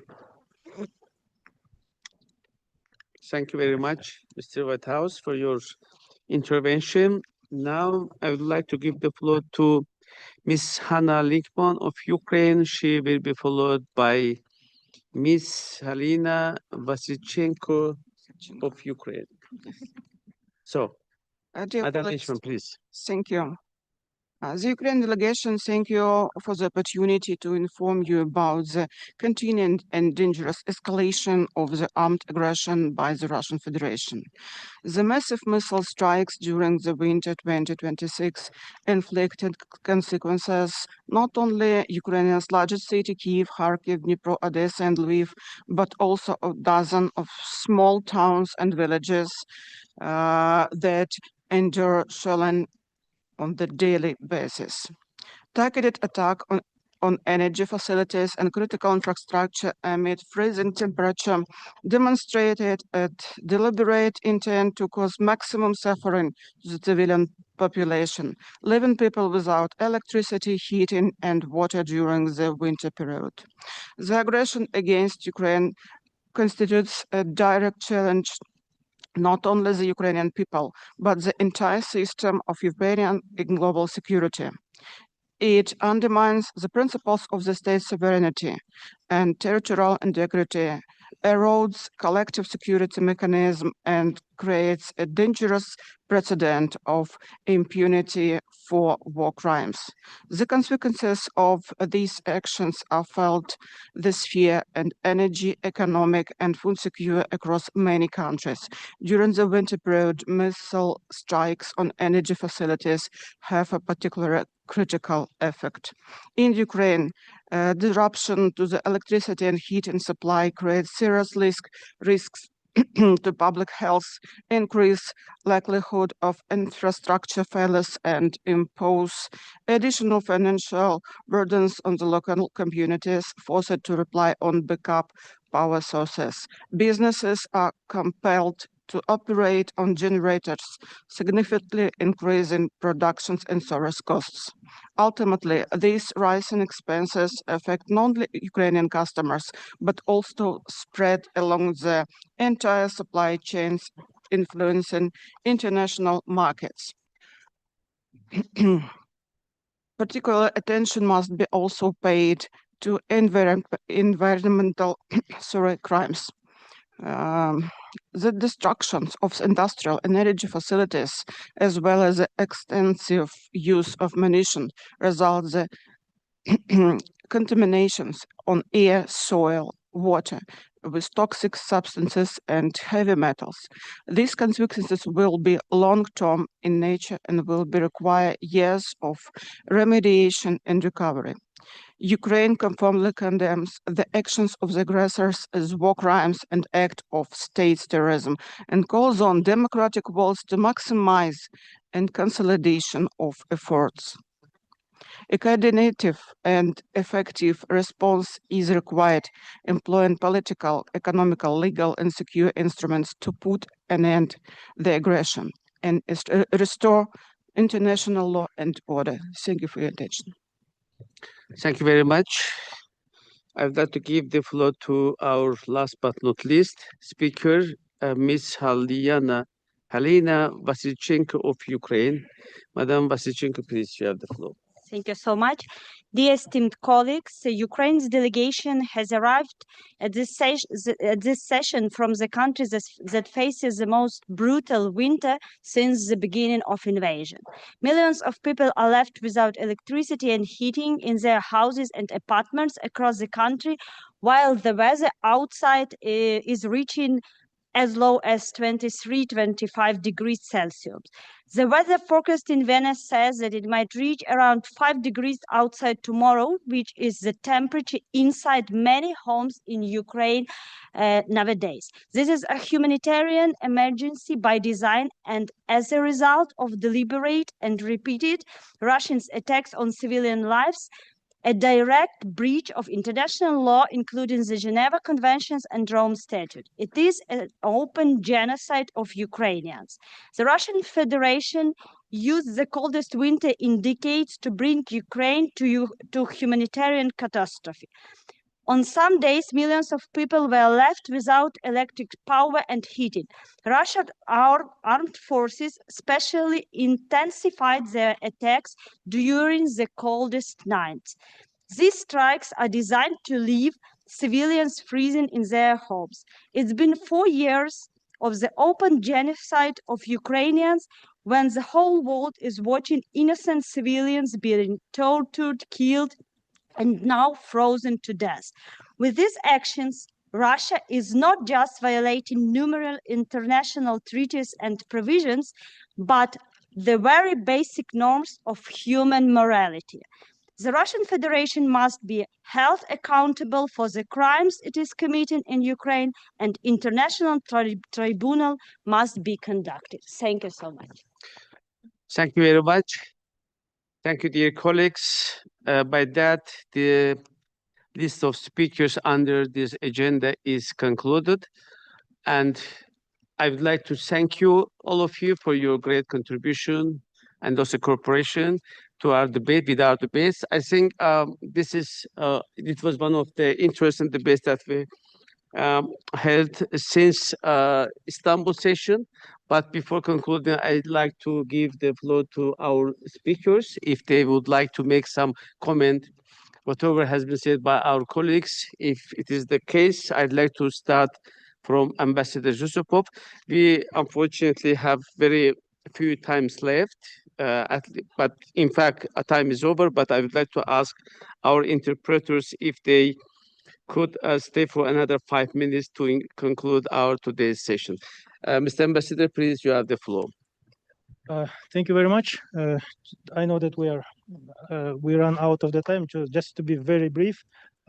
Thank you very much, dear parliamentarians, excellencies, for all your comments. All this very well noted and received. Of course, key challenge before us is not only to respond to the evolving, challenging circumstances, but also first of all, to anticipate them. And I think with good cooperation, with dialogue, we can respond to those challenges, and we will be able to ensure that geoeconomics and evolving technologies are not posing risks, but they provide an opportunity. I think OSCE is very well positioned and uniquely positioned with existing toolbox, with comprehensive security approach, with the mandate, with the platform for policy discussions, for the policy dialogue, and among that economic and environmental dimension, with the topics we have in our toolbox, still provides an opportunity for rebuilding trust, dialogue, and security. On our side, OSCE Secretariat, my office specifically, is ready to contribute to that and to support participating states in continuing that endeavor. I thank you. Thank you, Mr. Ambassador. Thank you for being with us. Now I'd like to give the floor to Mr. Zinkanel for 1 minute intervention, please. Dear Chair, distinguished members, thank you very much. I will be extremely brief. I carefully listened to your comments and remarks, and I was very impressed by several aspects that are sticking out, some commonalities that most of you mentioned, like strengthening resilience and sovereignty, like enhancing sustainability and building mutual trust, like reducing threats and dependencies and solving conflict. I feel that there is a lot of willingness in the room to addressing the challenges that we mentioned today together. If there is any support that we as a non-public, as a independent think tank here in Vienna can offer to support these processes, we're open to collaboration. Let's put these ambitions that you all mentioned today into practices. Thank you very much. Thank you very much, Mr. Zinkanel. If Mr. Fediasuk is still connected, I'd like to give the floor to him for 1 minute. Thank you so much, Mr. Chairman, and thank you to please. all the parliamentarians who offered such thoughtful interventions this afternoon. The quality of the debate spanning energy security, supply chain resilience, regulatory design, and the pace of technological change reflects, I think, exactly why Europe's voice and a strong transatlantic partnership are so valuable in shaping the future of AI. I want to leave you with this. Europe's position in the global technology landscape is stronger than the prevailing narrative suggests. The conversation often centers on what Europe lacks, frontier chip fabrication, dominant AI labs, and massive compute clusters. But the infrastructure that makes this technology useful at scale, the cables, the turbines, the transformers, and the grid, is distinctly European. That is not a consolation prize. It is Europe's source of leverage and its best strategy for surviving the inference revolution. The question is whether Europe will move fast enough to convert its very real structural advantages into sustained technological influence in standards, governance, and infrastructure to share in the glory and the burden of shaping a democratic AI future. I'm optimistic that this assembly can help create the political conditions for European acceleration. So thank you again for the opportunity to be part of your conversation. Thank you very much, Mr. Fedescu, for your availability, for staying with us till the end of our session today. Now, I'd like to give the floor to Ms. Cardoza. Please, Paula, you have the 1 minute. Thank you, Azai. Dear colleagues, I thank everyone for their contributions, suggestions, even criticisms that certainly enrich the discussion and will be a great help for a more complete and rigorous report. Because what is uncomfortable sometimes awakes us to reality and compels us to act. And in fact, we are more reactive than proactive. We do always the same. Yes, the world has changed and are changing. And what about us? Are we open or able to change our way of work? We must have to be. Otherwise, we compromise our common future. And I hope that I can contribute with the summer final report for this goal and for our common future. Thank you all. Thank you. Thank you, dear Paula. Now I would like to give the floor to Ms. Alija Brinovic, Eurasia from Slovenia. Yes, thank you very much. And I will be also very brief so we can proceed towards the doors. Thank you very much again from our side for giving us the chance to present the plans for the 2026. It was very interesting to hear all the interventions. I think that we can take a couple of very interesting elements also into our work. And I think this is also, from what I've heard, a very valid proof that also, from what we heard in interventions, a very valid proof that also with our set of topics, we are on a good path for the first half of the year. And for the next half of the year, let's stay in touch and we'll see. Thank you so much again. Thank you. Thank you very much, Madam Eurasia. So, dear colleagues, ladies and gentlemen, I'd like again to thank all our speakers for their excellent contribution, and of course, again, all our distinguished delegates, members, colleagues for their constructive engagement. Finally, of course, I'd like to thank our interpreters for their real good job.